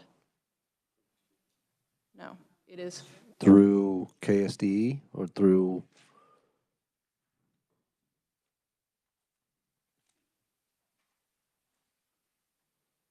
We have a clarifying comment from, you can come to the mic. Thank you for being here. We'll let Jennifer clarify, and then I'd love to hear both. Mr. Chair, this is a special revenue fund currently that has $50,000 in it.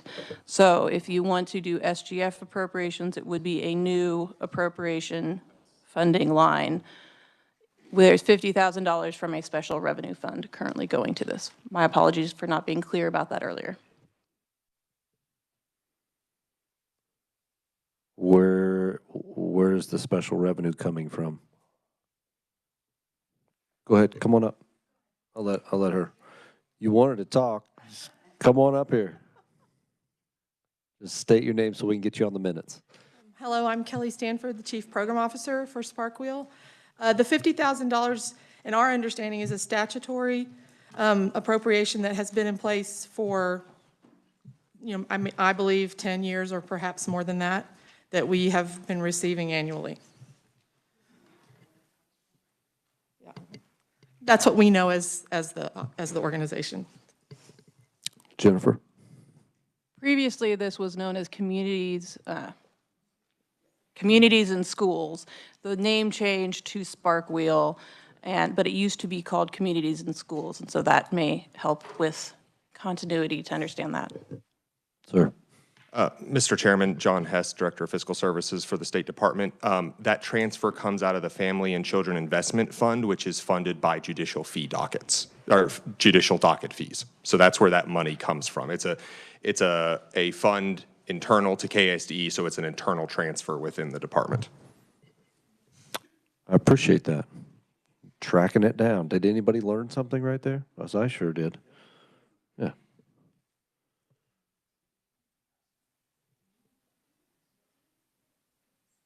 All right, we have a motion. The second was by Representative Estes. Further discussion? Seeing none, all in favor of the motion, say aye. All opposed? Motion carries.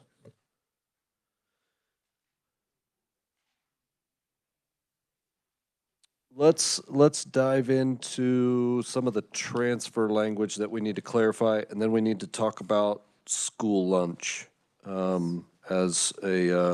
there's been some changes suggested to that we need to clarify. But let's talk about the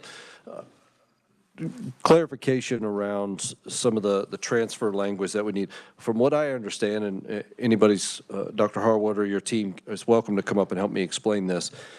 When the LBC basically made their mass deletion of all enhancements to reset to a base budget, in some budgets, language to reappropriate stayed in. In other budgets, language to reappropriate came out. And so we need to look at the language that we want to be around to there can be transfers between accounts to cover things. That's my understanding. I don't know the details maybe as well as I would like to, and that's why I'm asking Dr. Harwood to explain one more time. So the language that we're talking about, there are three different pieces of language. I don't remember what page it's on in that document, might be easier. Page 11 of the KLRD document. So there was the one piece of language that you've already talked about, which was took care of the $324 for 2025. So that was already there. The other ones are the income tax revenue donations, state safety fund distribution, and then language to transfer money when FGS accounts distribute state safety fund when available. So except for the one about moving the $324, the rest of that language has been part of our budget bill since at least 2018. And so when the LBC made a motion to eliminate supplements and enhancements, we did not think that applied. And when we look at other agencies' budgets, it did not apply to any of their budgets as well. And so just as an example, with the income tax refund donations for tax year 2023, which we get in 2024, it was $47,000 that we distribute out then to districts based on where taxpayers say they want it to go. It ranged from about 32 cents to about $200 per donation. but there's $532 that either there was no USD indicated, or the number that was given is not actually a USD. We don't know who the taxpayer is. We just get a list of where they go to. So without this language, we end up with $532 setting this account that we can't do anything with. So what the language would let us do is distribute it to all school districts evenly, and that makes sense for the ones that they didn't put one on there. And I wish we could find out where they wanted the money to go if they put the wrong number in, but we don't have any way to trace it back. Revenue would have to do that. And so that's part of it. The other one, was it last year with Capers? The appropriation for Capers did not cover Capers expenses. And so other funds had ample appropriations. So what that lets us do is to move money from one approved state SGF account to another one. We can't spend any more money than you've approved. What it does is it decreases the reappropriation at the end.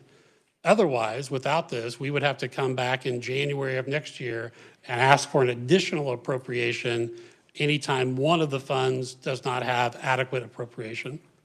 And so what this does is it takes the money that you've already approved. We have to report where things go.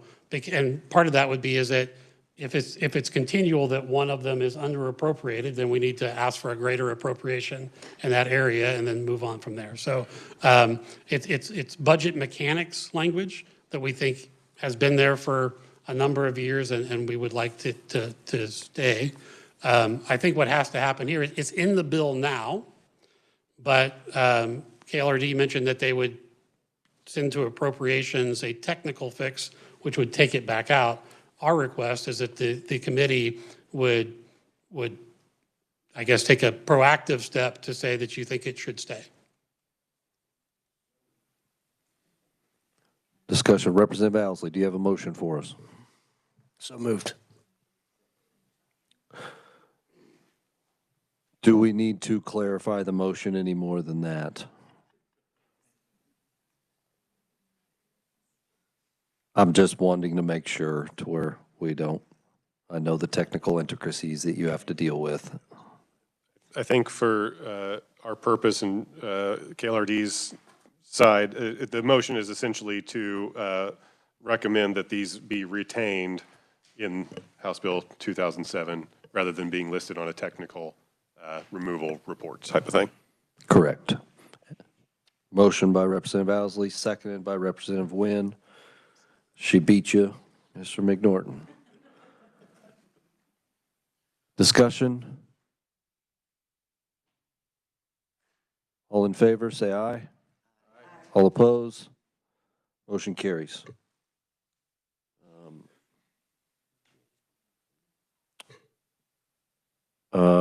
We need to look at the food. School lunches is one of the last ones on my list, and everybody double check.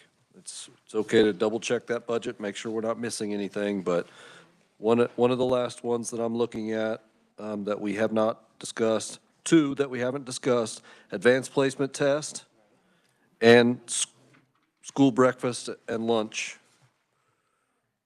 So I would, yeah. Which one do you want to take? Which one do you want to take? You want to take school lunch? Little bargain. Right, here we go. Representative Wynn. Thank you, Mr. Chair. I'd like to add the 36, to cover the 36,000 students. Reduce the lunch copay at 5.5 million.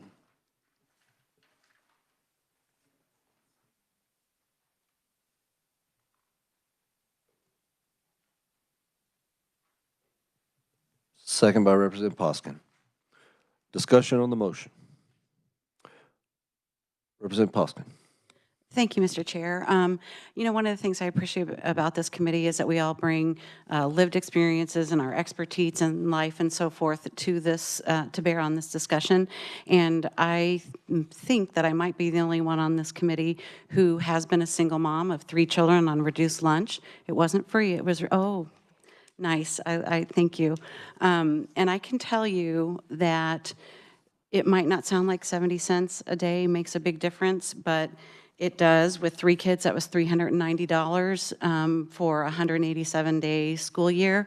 And I can tell you that when I was in that situation, I had a spreadsheet about whether to pay the electric bill and how many days I could be late on the gas bill to make sure that my children had hot water and heat at home, and that this provision would do so much. We know that hungry kids can't learn. Stressed parents have a harder time being good parents. I can attest to that. And I would strongly support this motion. Thank you so much. Further discussion on the motion? Representative McNorton. I appreciate your personal story. It's our moral Christian duty to help the people who need help. It's our civic duty also to do the same. That's why we have a free and a reduced lunch breakdown. So I personally do not support this at the full amount. I just think at some point, we have to say that the parent, even though it's a struggle, and I understand that, but it wasn't my choice to have kids that I should be paying for your kids' lunch or reduced or help. I agree we need to help, but I just don't think at some point we got to get to where we're not paying for all that, and so that's my view on it, and I can't support this full amount that the governor's wanting. Further discussion?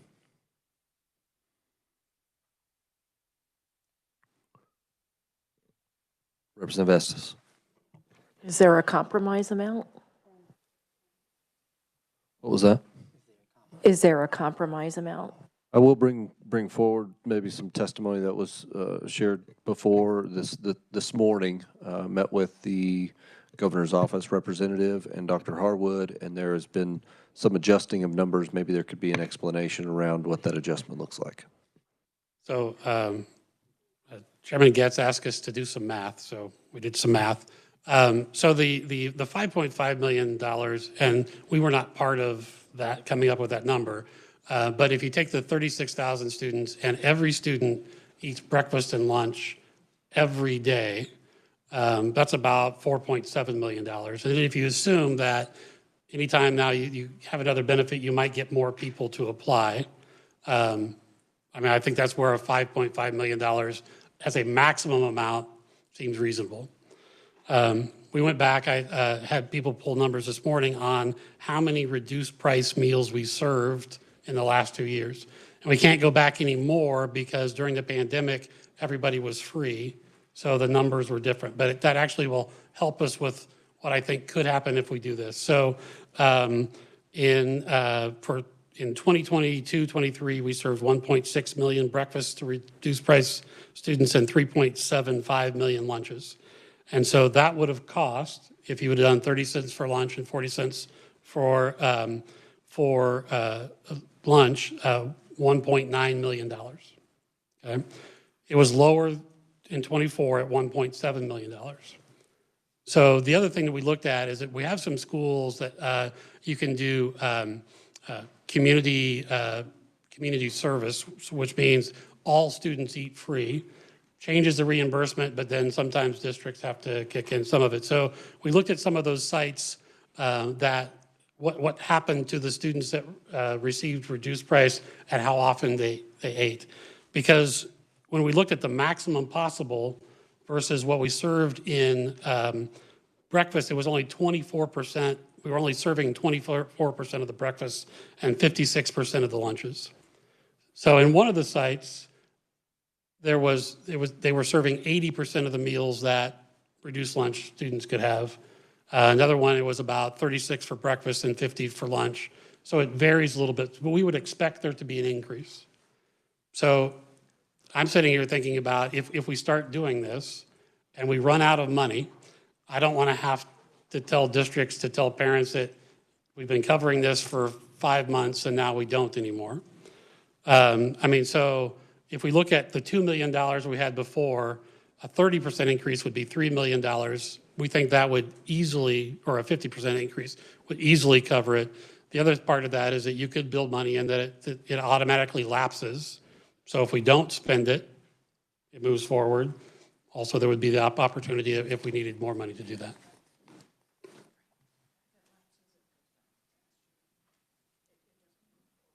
Right. Yeah. I think that's okay. Oh, yeah.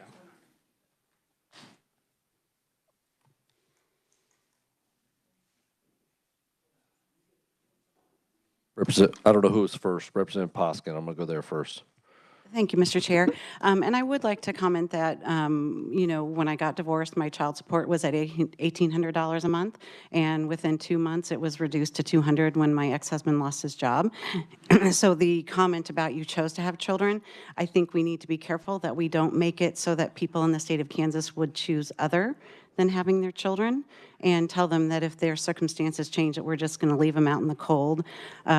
So I would like to make a substitute motion to make the amount $3 million. Sorry, we were talking. That's okay. Substitute motion for the amount to be $3 million, so that we do not have families who count on it and then there's not enough money, and in the spirit of compromise and making sure that we don't discourage people not to have children because they think they'll be left out in the cold.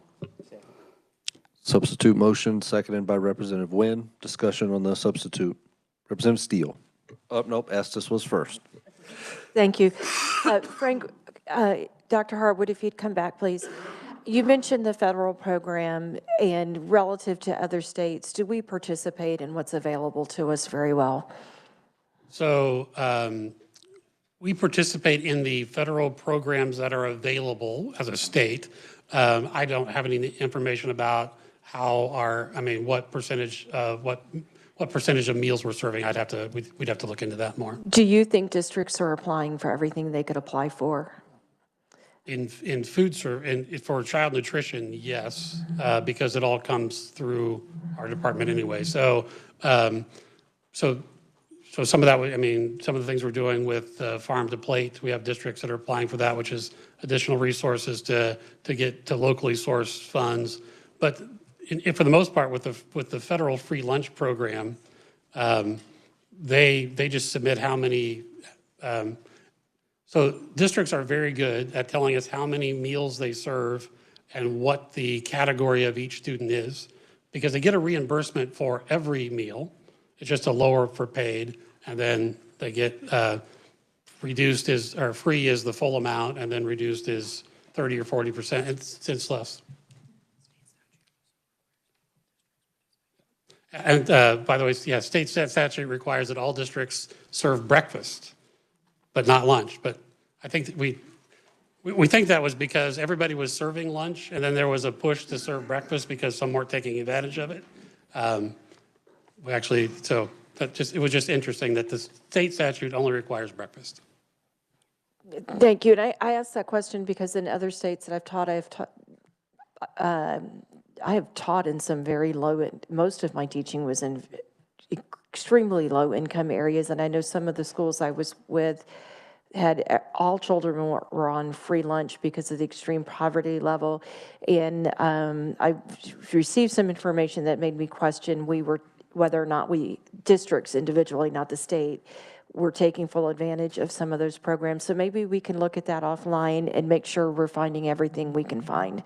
So when I talked about the community eligibility programs, not every district does that, and so there actually is a threshold that you need to be above for free lunch to make it kind of at least break even on things. So I think every district evaluates that and then moves forward.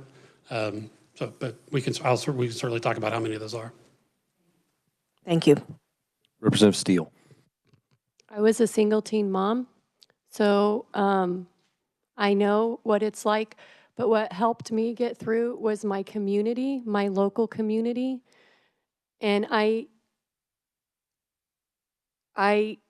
feel like we are funding a program and that the answer to this issue is not to continue to throw money at things, but rather empower local communities to assist in helping these families and these children.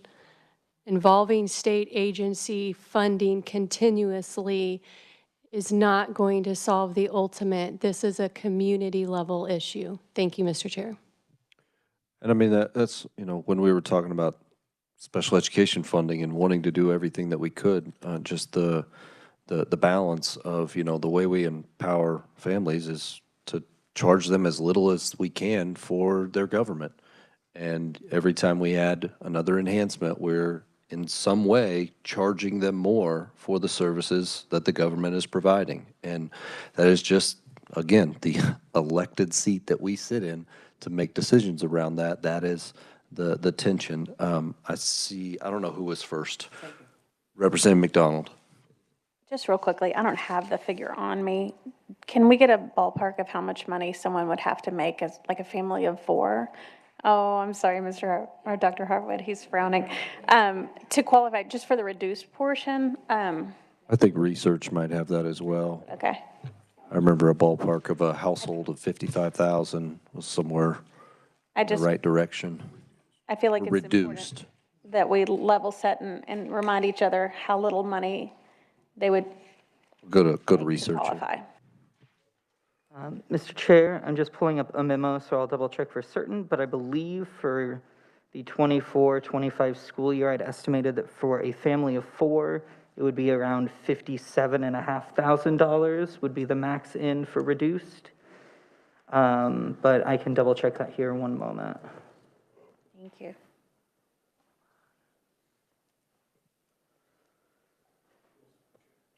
No. Representative Nguyen was before you. You want to wait till he gets the figure? While he looks. Yeah. Just comment on the comment. You know, there's that phrase, there's no such thing as a free lunch. But we're talking about state of Kansas.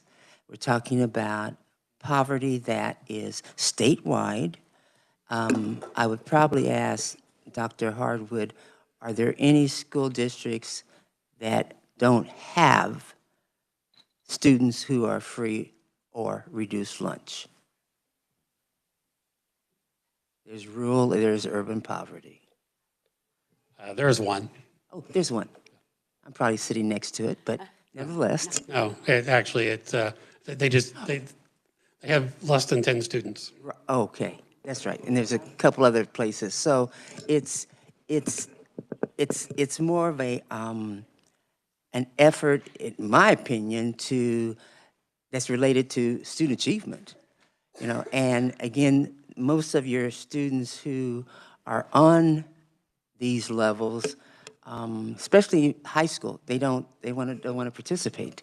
So I understand the statement of no free lunch. You know, we're not going to boost people who probably are not worthy, but I'll just say KCK has something like 85% at risk, and it's based on poverty, remember?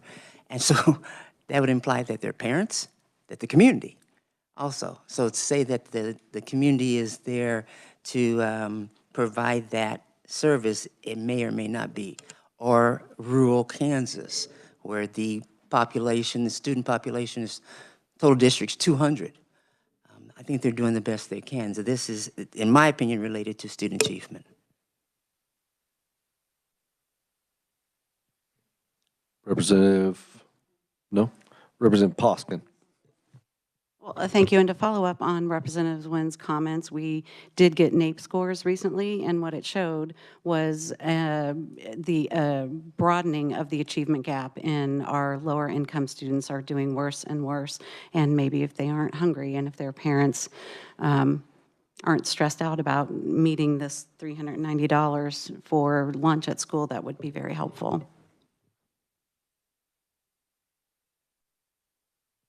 Representative Smoy. also a single mom here who had kids on free and reduced. So was this staggered free and reduced at the federal level originally or at the state level?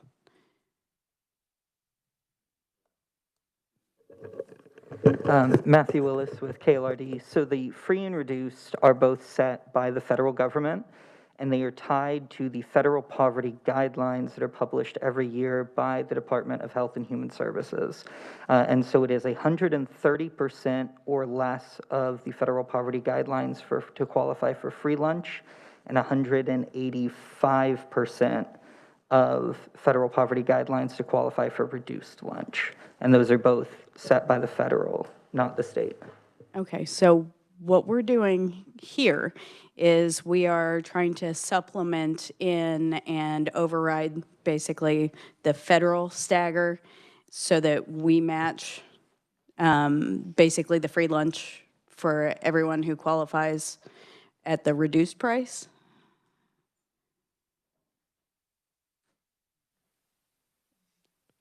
Kind of.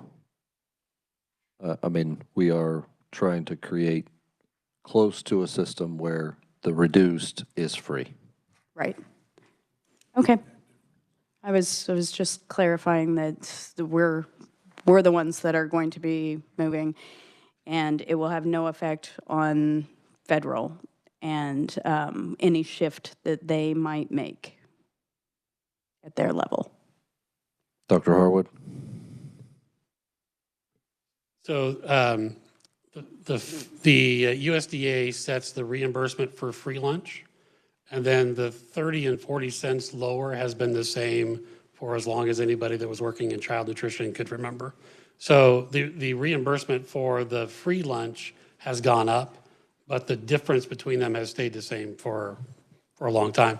I can't promise you that the federal government wouldn't say, well, now we're going to make that 50 cents and 60 cents, but it has been, that has not changed as they've changed the reimbursement rates. Yeah, he said Representative Nguyen asked me if what the income level was, but it was 57.5 is what I remember Matthew telling us for a family of 4. Yes, so the estimate would be around 57.5 for that 185% of the federal poverty guidelines for a family of 4.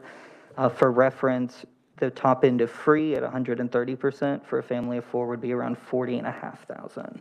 So we're talking about a $17,000 a year kind of range that is that reduced lunch family. I'm gonna make a thought, and then Representative Hill's got it next. One thing I was kind of hoping on this one is to be around, if we did it, to be around 2 million from this committee. I mean, because we're talking about with our CPIU, $233 million increase going to budgets or going to districts. This be an ad that next year, in order to continue this program, we're gonna have to another 2 million of SGF. I mean, that's gonna be in every year. When I don't know how long that's gonna hang in there, I guess is what I'm saying. And or if it gets all the way on this year. So the 2 million with the districts coming in and saying that and this is where the rationale gets if that is doable or wanting to, but that is a thought of mine of doing close, not basically the 3 million right now would fully fund it.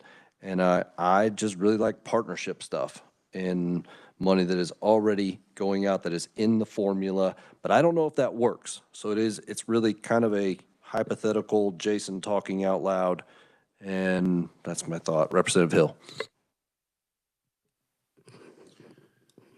Thank you, Mr. Chairman. This is a tough discussion because I know each one of us here really care about kids not being hungry. And I want to share my personal experience.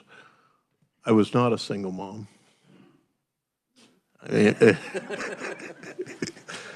That was supposed to be kind of funny. But we were a two-parent household. And the entire time my kids were in school, I'm not necessarily proud to say that we qualified for free lunches. And I can remember writing those checks out for $23. I still remember the amount. And there's no way I was not going to provide food for my kids and allow the state to feed my kids.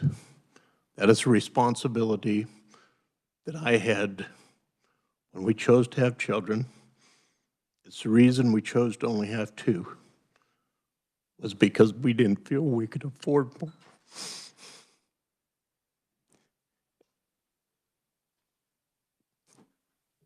I will vote against this.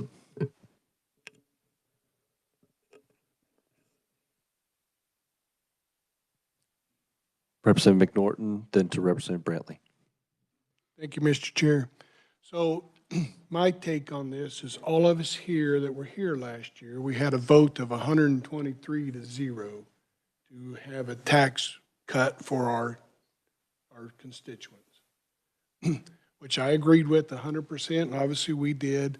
But with that, $500 million a year we put back into our constituents' hands, we got to be responsible enough that we don't keep spending and spending and spending so we can't afford that tax cut that we gave to our constituents in the state of Kansas residents. If we basically do away with the reduced lunches that we have now, we have the free lunches and the reduced lunches, so we're going from a hard cutoff to where you go from basically a free lunch to paying full price. That's why the system is set up now with the staggered, the staged, reduced lunch. People who are below the 138% poverty level are free.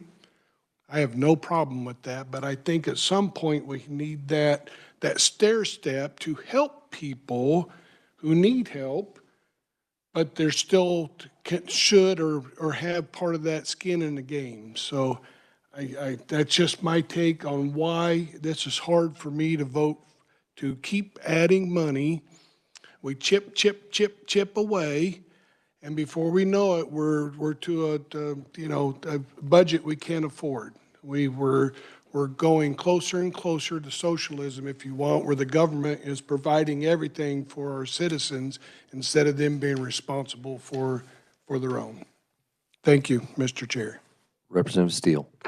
Thank you, Mr. Chair. I think this is also important to note that KSDE did not ask for this. If this was a concern of the districts, KSDE would have known. Thank you, Mr. Chair. Representative McDonald. Representative Brantley, did he skip you? We'll go to Representative Brantley. Thank you for reminding me. Representative Brantley. Thank you, Mr. Chair. I'm going to share my experience. It's a little bit different, but it kind of goes with both. I was a single mom with 3 kids. I needed help for a period of time. I had reduced lunches. But let me tell you what, the day I didn't qualify for reduced lunches, I was a proud lady to go ahead and pay for my kids' lunches. That was a milestone that I had set that I made in my life. So it's a little different twist, but it was an accomplishment I made. Representative McDonald. I really appreciate all the heartfelt stories. I don't necessarily have a similar one about free and reduced lunch, but I would like to point out to Representative McNorton's point, absolutely, we need to cut property taxes. But as we move along in this session and make hard decisions, I want us to remember many of the people who are going to benefit from this reduced lunch business are not homeowners. So please keep in mind any incentives we could do for renters, because I think probably the majority, a big majority of the people who would be able to take advantage of this legislation or this pot of money for us to help reduce lunch people are likely renters. Representative Wynn. And I do appreciate your personal stories. I'm having a little challenge in kind kind of, maybe I'm not hearing or understanding that it appears that there is this perception of someone who receives, one is not worthy, two is not wanting to pay their own way.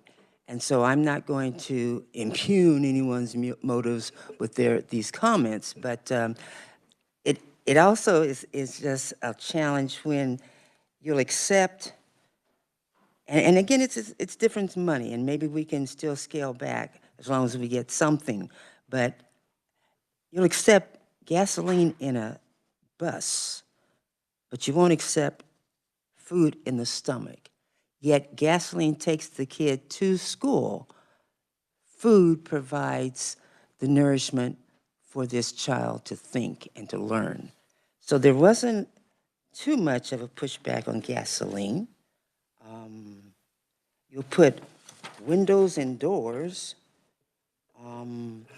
but I think you get my point that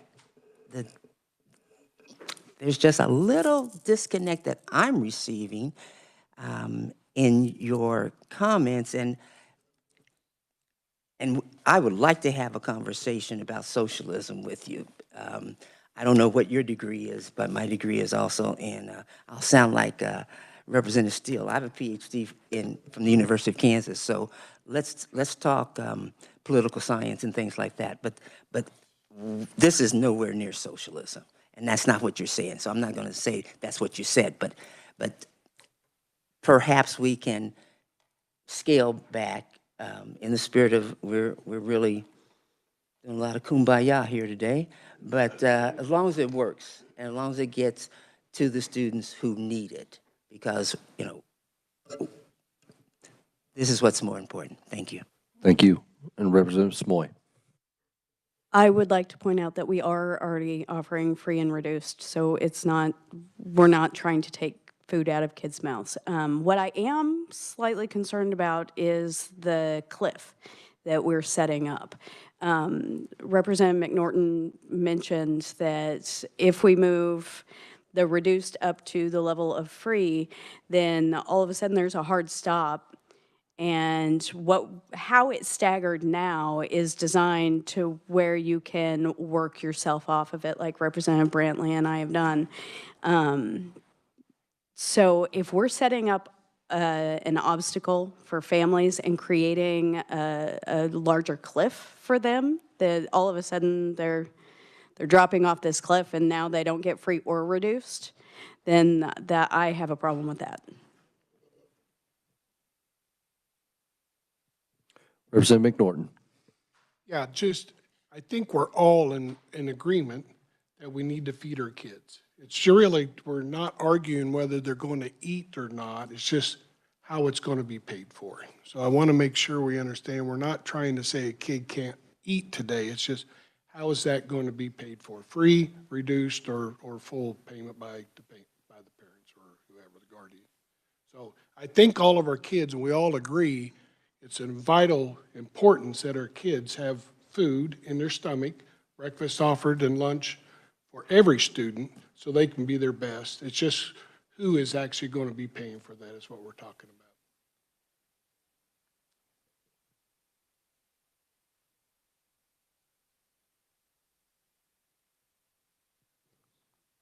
The motion on the floor it has been amended to 3 million, but just to remind everybody that the sub-motion. Representative Owsley. Thank you, Mr. Chair. Dr. Harwood, in the beginning of this conversation, you said 1.6 million breakfasts. Was that meals? And I didn't take my notes quick enough. So yes, in 2023 is 1.6 million breakfasts were served and 3.75 million lunches. And so the cost of families for that for the year for both was $1.9 million. Let me repeat this back to you. 1.6 million breakfasts served, 3.75 million lunches served, to the tune of 1.9 million. Actually, 1.99 million, so 2 million. 2 million.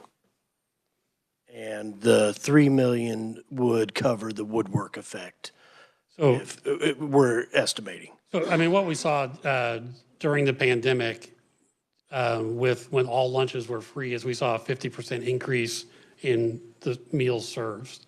And so that's how we kind of came up with the idea that if now it is free, the expectation is maybe they would take advantage of more of the meals. We don't know that for sure, but that was the rationale behind that when all meals went free for all students, we saw an increase in the meals served. When my kindergarten found out he could get breakfast at school, all of a sudden our lunch ticket was more expensive. I was like, kid, you're eating 2 breakfasts. You don't, lay off. Thank you. And I will say that this only covers 1 meal, so it's the students to go back for a second, that's a whole different thing. That's useful information too. And then I've got a few points. It was mentioned that, the district didn't recommend this, and that's true, but NEA did testify in favor of it. The American Heart Association submitted testimony in favor of it, Harvesters, Kansas Appleseed. So there is a will for this, and that was all at the $5.5 million dollar investment level. I think I've got a note here that says, it's a low-income relief targeted specific.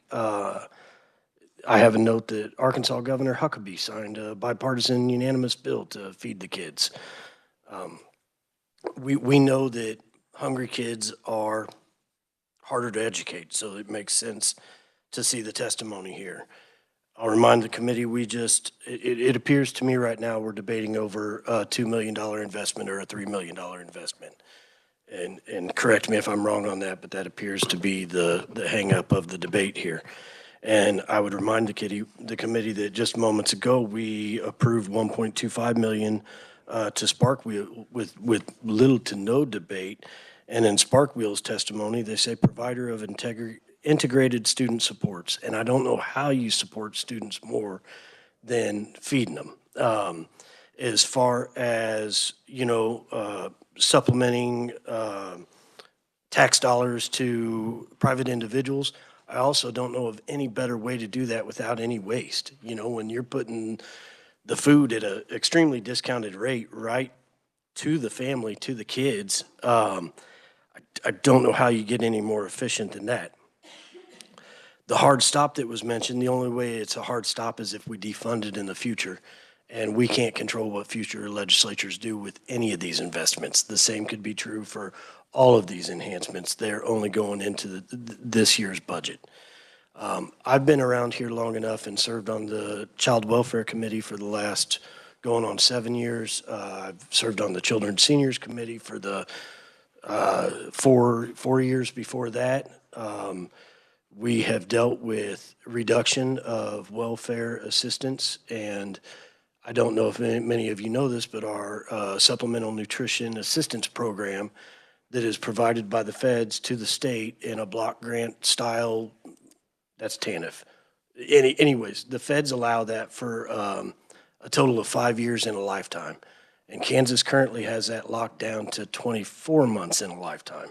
Again, a hard stop when it's a federal program, federally, funded for up to 5 years, and Kansas has put a hard stop on it after 24 months.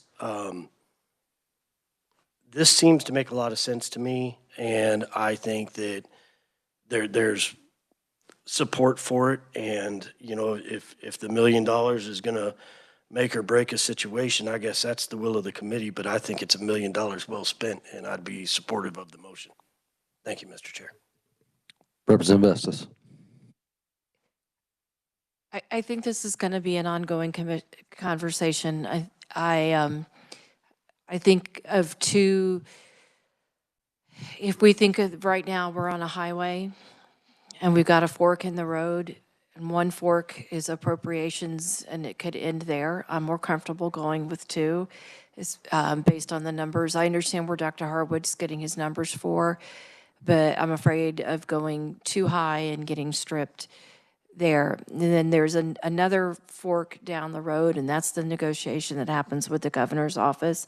I think 2 was a safe number for us to be at right now, and that number may or may not change down the road.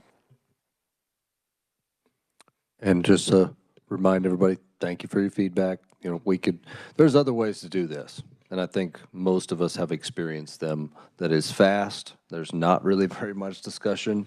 You don't get to know why people are thinking and voting the way they are.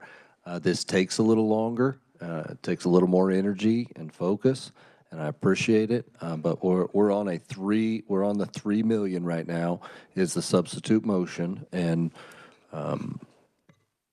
if Representative Smoy. Dr. Harwood, are there any schools right now that are doing this themselves, that are local control, making sure that this is happening? I don't know of any that do this. I mean, so there are the districts that are doing the community eligibility. Which makes everybody free. You really need to be above 60% free lunch to make that work. I'm not aware of any districts that are covering the cost of the reduced portion of reduced meals. Are they able to at local control if they wanted to with their own funds? So yes, I mean, they could cover the cost of everybody's meals, but yeah, that would be pretty difficult without a high percentage in free lunch already. Right. Okay, I was just asking. Thank you.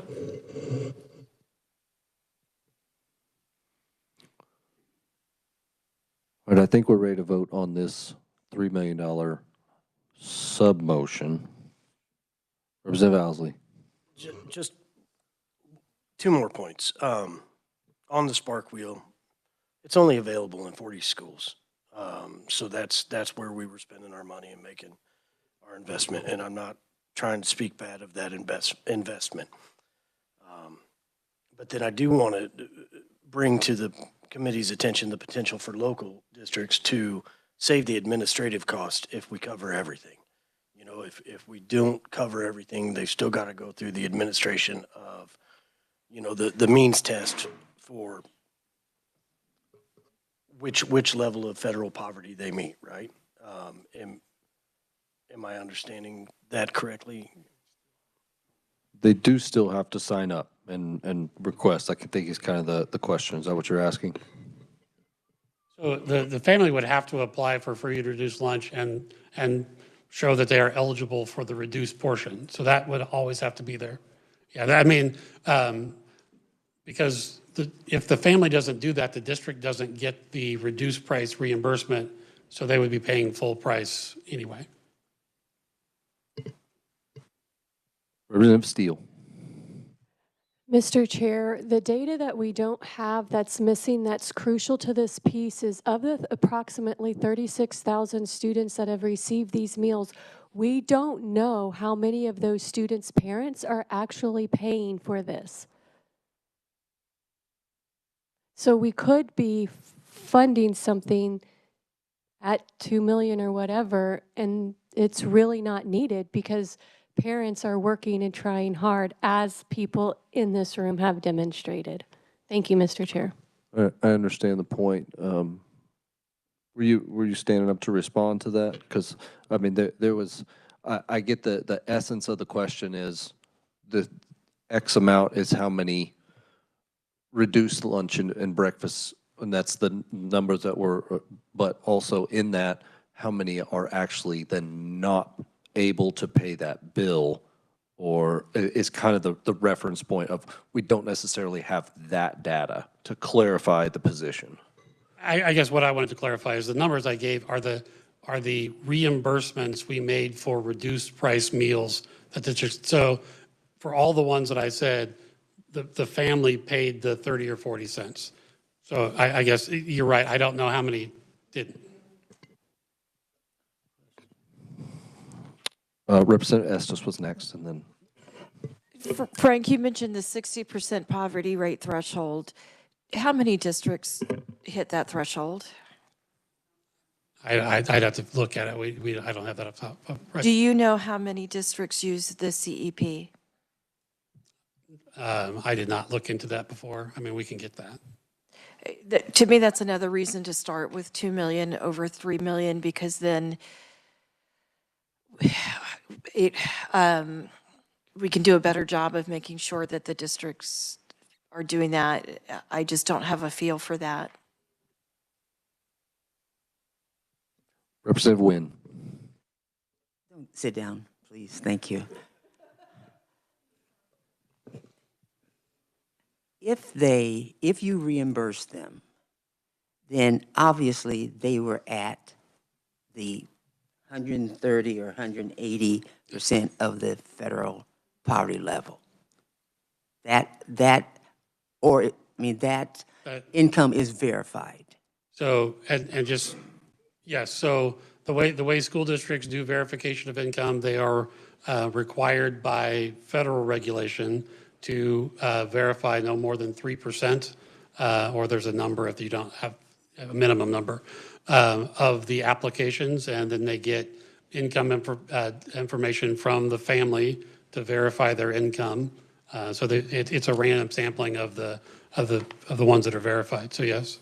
So to a certain extent, that is proof that they're not able to pay. So yes, so from their application and the income information that they provide, then that's what's determined whether they're free, reduced, or paid. And then there is a random sampling of people that are then verified. They have to turn in financial information so that the food service program can verify that they qualify.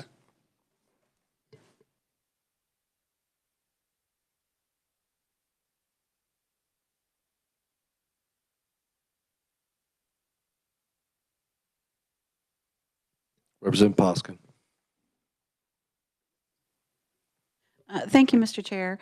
If I may, with the permission of my seconder, I would like to withdraw my substitute motion.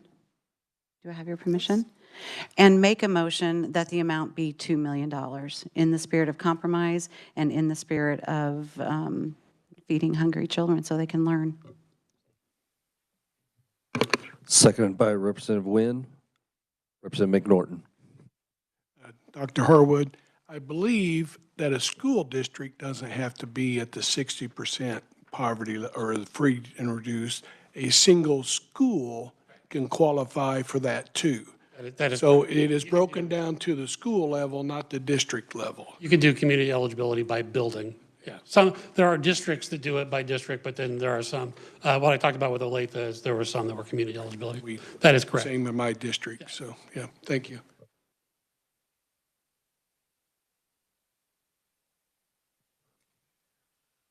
Other comments, discussion? Again, everybody smile for a second. Remember, you're alive, breathing, happy human. Get to be here to make these decisions. It's going to be all right. Representative McDonald. Could someone repeat the motion on the floor just to make sure that I understand where we are? Update on the motion is it started out at the full, went to 3, and all of those have been reduced. Now we are at 2 million to fund what we can with 2 million. And it's only for 1 year. So we would be able to have some feedback on how this went for 1 year. And again, we'll see how far this gets. But we are at a $2 million ask for the reduced lunch program, breakfast and lunch program. I'm going to call it to a vote. All in favor, say aye. Aye. All opposed? Chair is unsure. If the ayes would show by show of hands, all in favor say aye.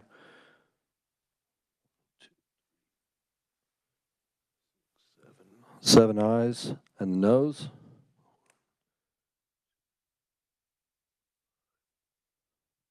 Motion carries. 2 million to the breakfast and lunch food program has been accepted. Representative McNorton would like her vote recorded. I didn't get through a committee doing it. I was trying really hard. Representative McDonald would like hers recorded. Representative Nguyen would like hers recorded. All right, thank you all again for that. Now, there is kind of a last one that I feel like I know the least about, and it takes us a while, and you've heard me say it before, but I'm okay with it. I think we're learning something. The Childcare Accelerator, or anything else that we have purview over for the Children's Cabinet. This is probably the part that I am least familiar about in this budget. And I know you only got to present to us yesterday as far as updating. I guess my question would be, if we take no action today, what does appropriations have that possibility, and you get to do that there? What happens? I guess this is, again, first year chair on this, and I just don't know what we are supposed to do or have to do. Ms. Ricker. Thank you for the opportunity to address the committee. Melissa Rooker, Children's Cabinet. I would say no action here is not the end of the story. Appropriations has the prerogative to take up budget amendments until they pass a budget out. It's amendable. It's still amendable on the floor if there's I assume PAYGO is still a rule, but until a bill is killed or signed and sine die is declared, anything is possible.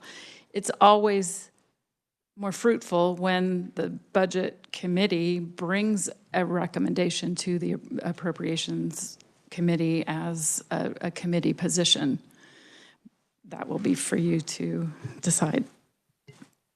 And I guess the reason that I bring it up is, I don't mind working. I got a 4-hour drive. I'll get home when I get home. But for me to get my head around this part of the budget, it takes another hour. I'll be real honest with you. Because we're going to bring up another, almost like the one we just discussed. Like, I'm starting to know us. Once we start talking about something, everybody's going to have something to say. And I'm not at all trying to downplay this. I want to do it justice. I don't want to rush through it. But as far as our recommendations, I have to report these out on Monday. So, Representative McDonald. Thank you. I have a question for Ms. Rooker. I have slept since you talked to us last. If we do nothing, is there money right now still in this child care innovation program? No. Okay. I remember last year the House passed out a lot of work towards child care, addressing the lack of child care or the need for it. It was a big initiative the governor pushed last year.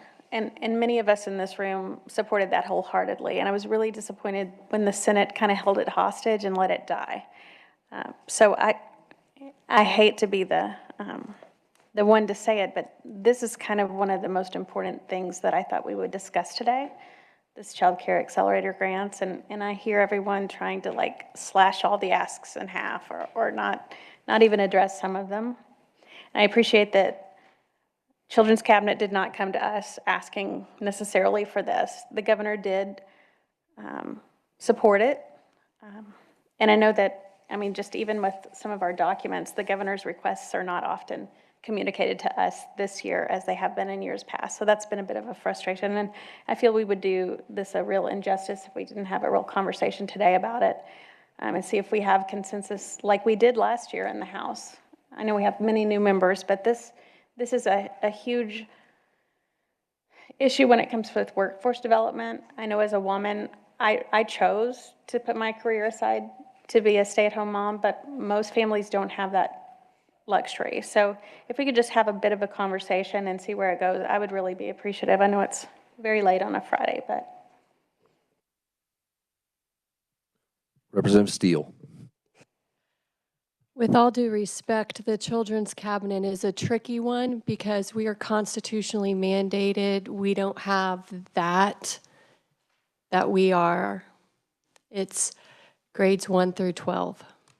And I think that we have all compromised in this room today.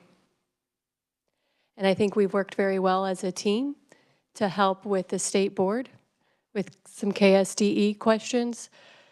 So I would think that we could adjourn and follow LBC's recommendation. Thank you, Mr. Chair. Representative McDonald. With respect, we're the K-12 Education Committee, not the first grade through 12th grade Education Committee, and we also cover a lot of things in early childhood. The many portions of the Children's Cabinet budget are under our purview, and with that, I'd like to make a motion that we fund $10 million for the Childcare Accelerator grants. If there are other words I need in my motion, please let me know. Motion on the table, seconded by Representative Poskin. Discussion on the motion. Representative Johnson. Thank you, Mr. Chair. Unfortunately, yesterday, I didn't get to hear all the testimony. I was driving, trying to listen. I did not have time to digest all the information that was in the document that was here until after that meeting was over. And I had some real questions as to how it was written up, and I'm not sure that I was able to clarify those in my head. Didn't get to ask questions, but there are some statements made that in terms of childcare and the funding of it and how it's going to be carried out versus building ground up, faith-based, home family care.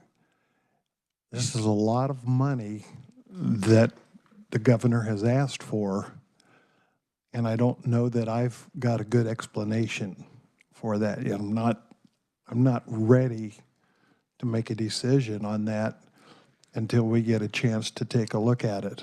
And for me, something that I live every day with childcare, my family, and as a member of a church, I've had a few issues with decisions made at different levels on how the models are going to be used and these levels of money. I think we're making great progress, but I'm not ready to go today. And if we do, I'm going to drag if we need to ask all those questions, I can ask, we can get started, and that's going to take hours. I really think the Child's Cabinet can usually work and help me understand it better one-on-one because we've been able to talk through things in the past. But that's where I'm at tonight. Thank you. I appreciate that. And I appreciate that this is, partially under our budget purview, and I want to do that better justice. I feel like on everything that we have voted on, we have taken our time well. What I've seen other budget committees do, just as a suggestion, is basically say that we recommend to appropriations to highly consider this in the will of that committee. There's great perspective on this one. There's also great perspective on that one, and that we didn't have time to fully consider it, but we highly recommend that you consider this. But we don't have a money amount. Representative Wynn. I'd like to make a substitute motion that appropriations review this, considering, and since you do have to explain that action, that's the substitute motion. We have a second. Representative Owsley, second. Discussion. Representative McNorton. Discuss whatever you want. Okay. So say we're getting off our motions here, but Mike, to your point, Mr. Chairman, if we don't have time to discuss it and determine what is the best appropriation, the Appropriations Committee will not have any time to talk about it. Just the way I feel.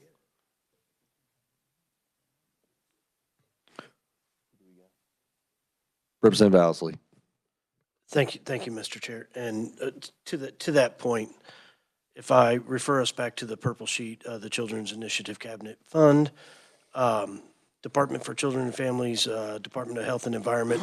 There are other folks on the Appropriations Committee that are familiar with the children's cabinets and some of their programs.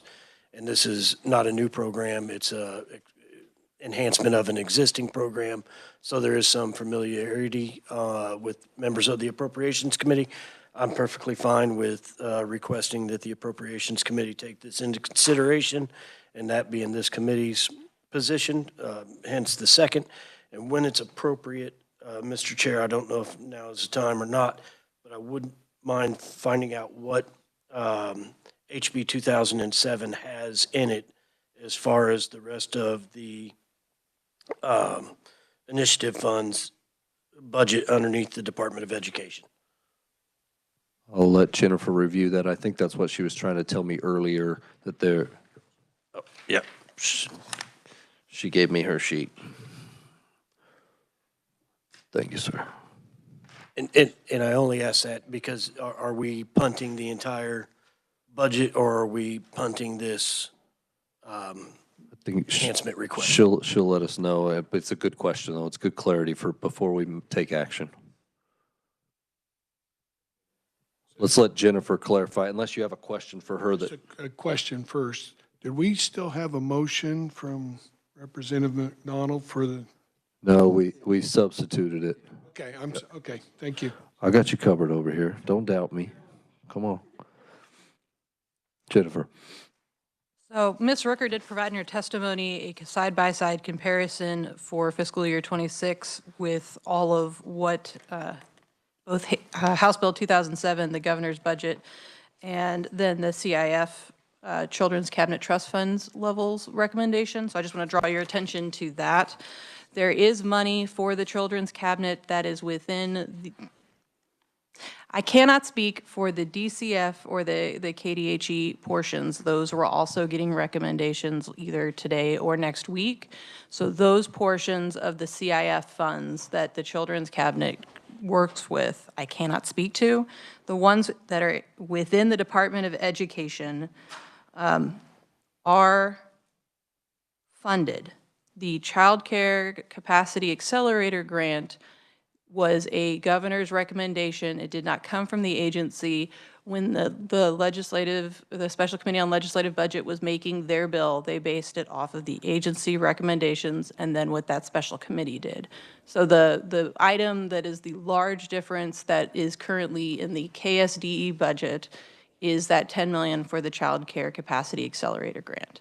The rest of it is funded within House, so there are funds for the rest of the programs within House Bill 2007.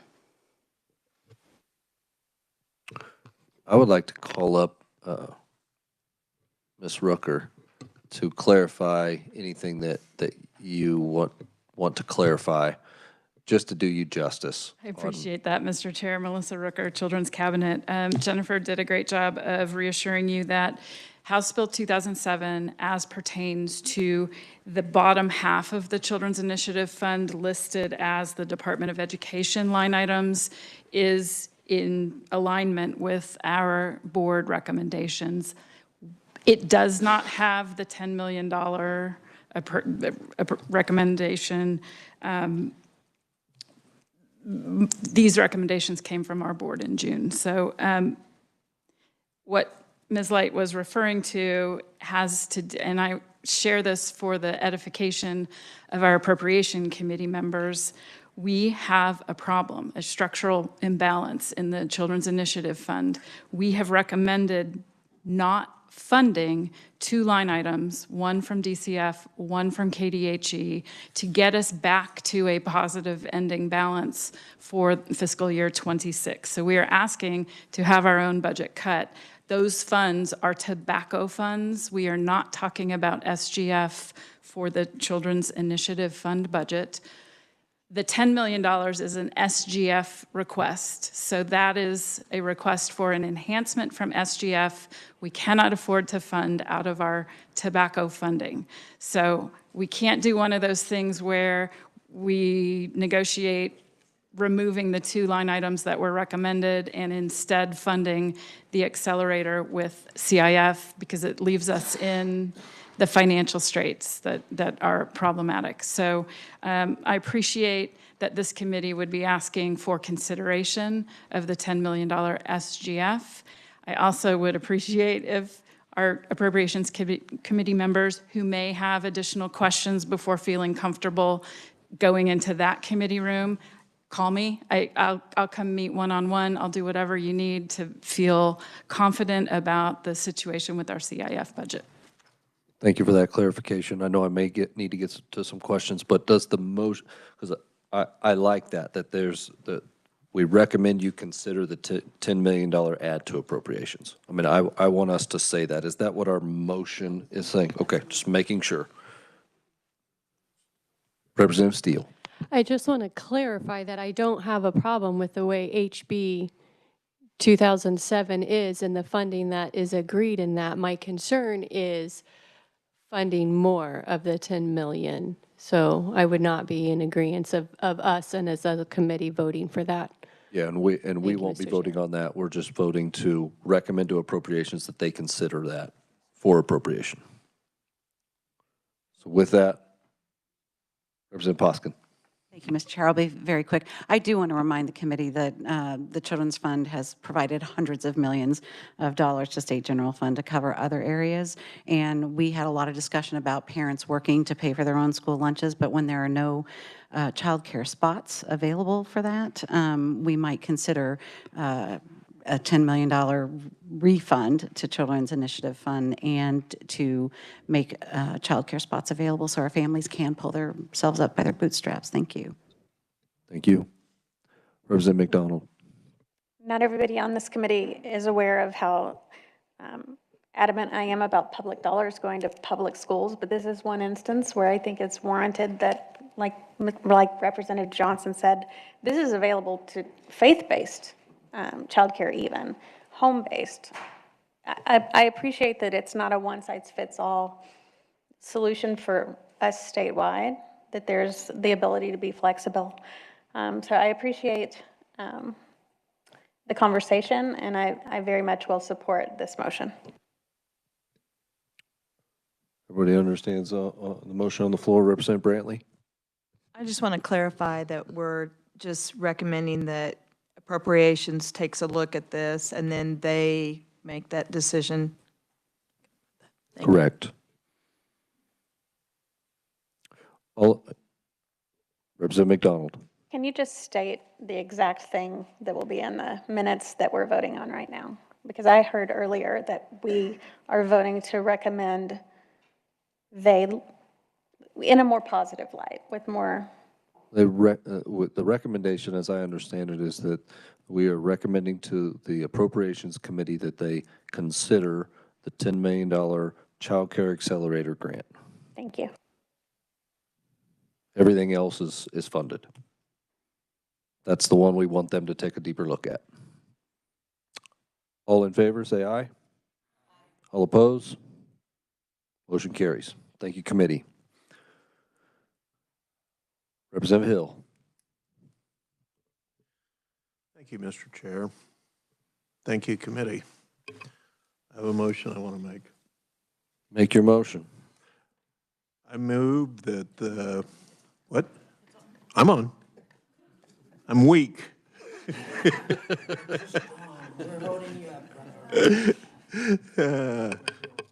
I move the Committee on K-12 Budget recommend to the House Committee on Appropriations to adopt the appropriations for the Kansas Department of Education for fiscal year 2025 and 2026 and 2027 as needed, as provided for in House Bill 2007 as amended.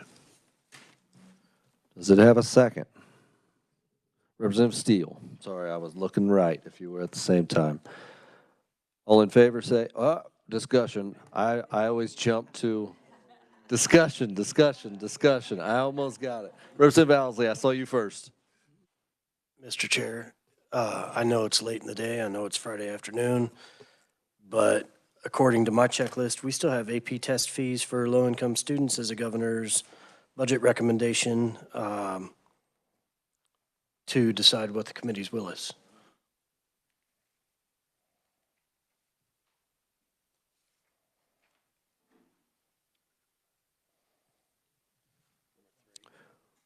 Will the committee? From my tally, still open for amendment later.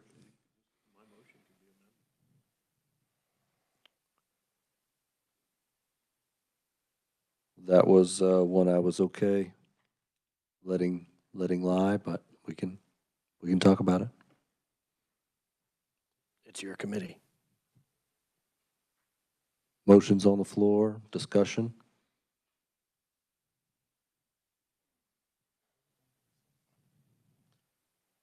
Representative Owsley? Thank you, Mr. Chair. I think I heard that the motion was open for amendments. I'd say let's add 500,000 SGF for AP test fees for low-income students for FY 2026. Substitute motion. Poskins seconded. Representative Poskins. Sorry. Poskin.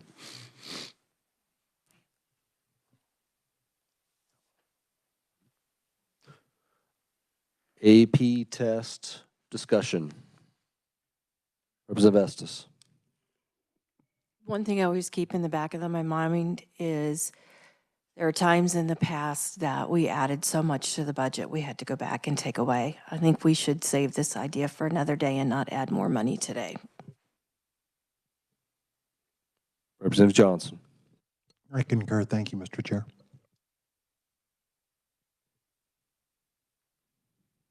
Any other discussion? Representative Poskin. Thank you, Mr. Chair. I might just add that, you know, those 3 kids of mine in reduced lunch took, 18 to 20 some AP tests. One of mine got 9 5s on 9 tests, and that saved the savings in the long run when they go to college, would make our Pell Grants more effective, would make our scholarship programs more effective at the state universities. But I would support the motion. Thank you. Does this substitute motion, because we were about to vote on the whole thing, so are we just voting on this if we were to come to a vote? Okay, just making sure. Representative McDonald, I think, might have been first. Just a quick question of clarification. If this money is not spent this year, does that money just go back to SGF? Or does it stay in the fund? Or does that depend on the motion? I'll let Nick clarify. Representative Owsley. Thank you, Mr. Chair. And if I might save us a couple minutes and say I am no $2,500 dummy, but I can read the room and read the hour, and I'll withdraw my motion. Thank you. And he got the permission of his second. Now we are back on the full K-12 budget 2025, 2026, 2027 as amended. All in favor, say aye. Aye. All opposed? Congratulations, committee. We have passed out the K-12 budget. We do not have a meeting on Monday. Before you rush out of here, I told Jennifer asked if she could have a couple minutes to clarify some things at the end of committee, just from what just happened and then what comes next. And so while she's about to do that, I just want to commend our staff in the middle of this table. And I would also, we couldn't have got it done without the stakeholders for Dr. Harwood's crew and Spark Wheel. There was a lot of asks, a lot of discussion. I loved it. My wife says I'm a talker. You guys got the full version of it this session so far. I hope you get some more. But thank you, thank you, thank you. Well, pray for me, okay? Because now you're handing me off, and we're gonna work at this at the next step, okay? And I will fight for what this committee has wanted to vote out, and I mean that. Jennifer. Thank you, Mr. Chair. The Budget Committee report will go out to all members to review today. You will get it today because the report out is Monday at 9 a.m. So look for that email. Please review it. But I just wanted to make sure you all knew that that was coming still tonight.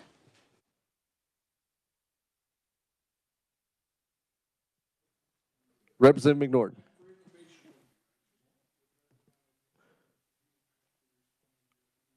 We don't have to sign our copy back to you or anything like that, but it is for our review purposes.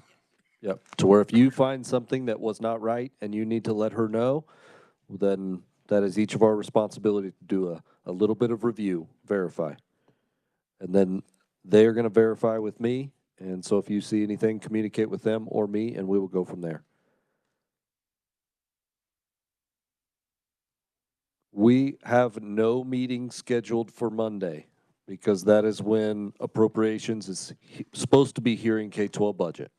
We got kind of bumped back today to where we didn't get as much done, so I'd love to have an extra day next week and do it Tuesday, but we shall see. Right now, we are scheduled for Monday to hear this in appropriations. Representative Poskin. Thank you, Mr. Chair. What time? Because I would encourage any committee member who doesn't have another committee to be there in support of our chair and our two approps members. What's going to happen at 9 o'clock? I just don't know what time we'll get to our budget. So, okay. Yeah, it's appropriations 9 a.m. Monday morning. That's what it's scheduled for. Anything else for the good of the committee? We are officially adjourned. Thank you.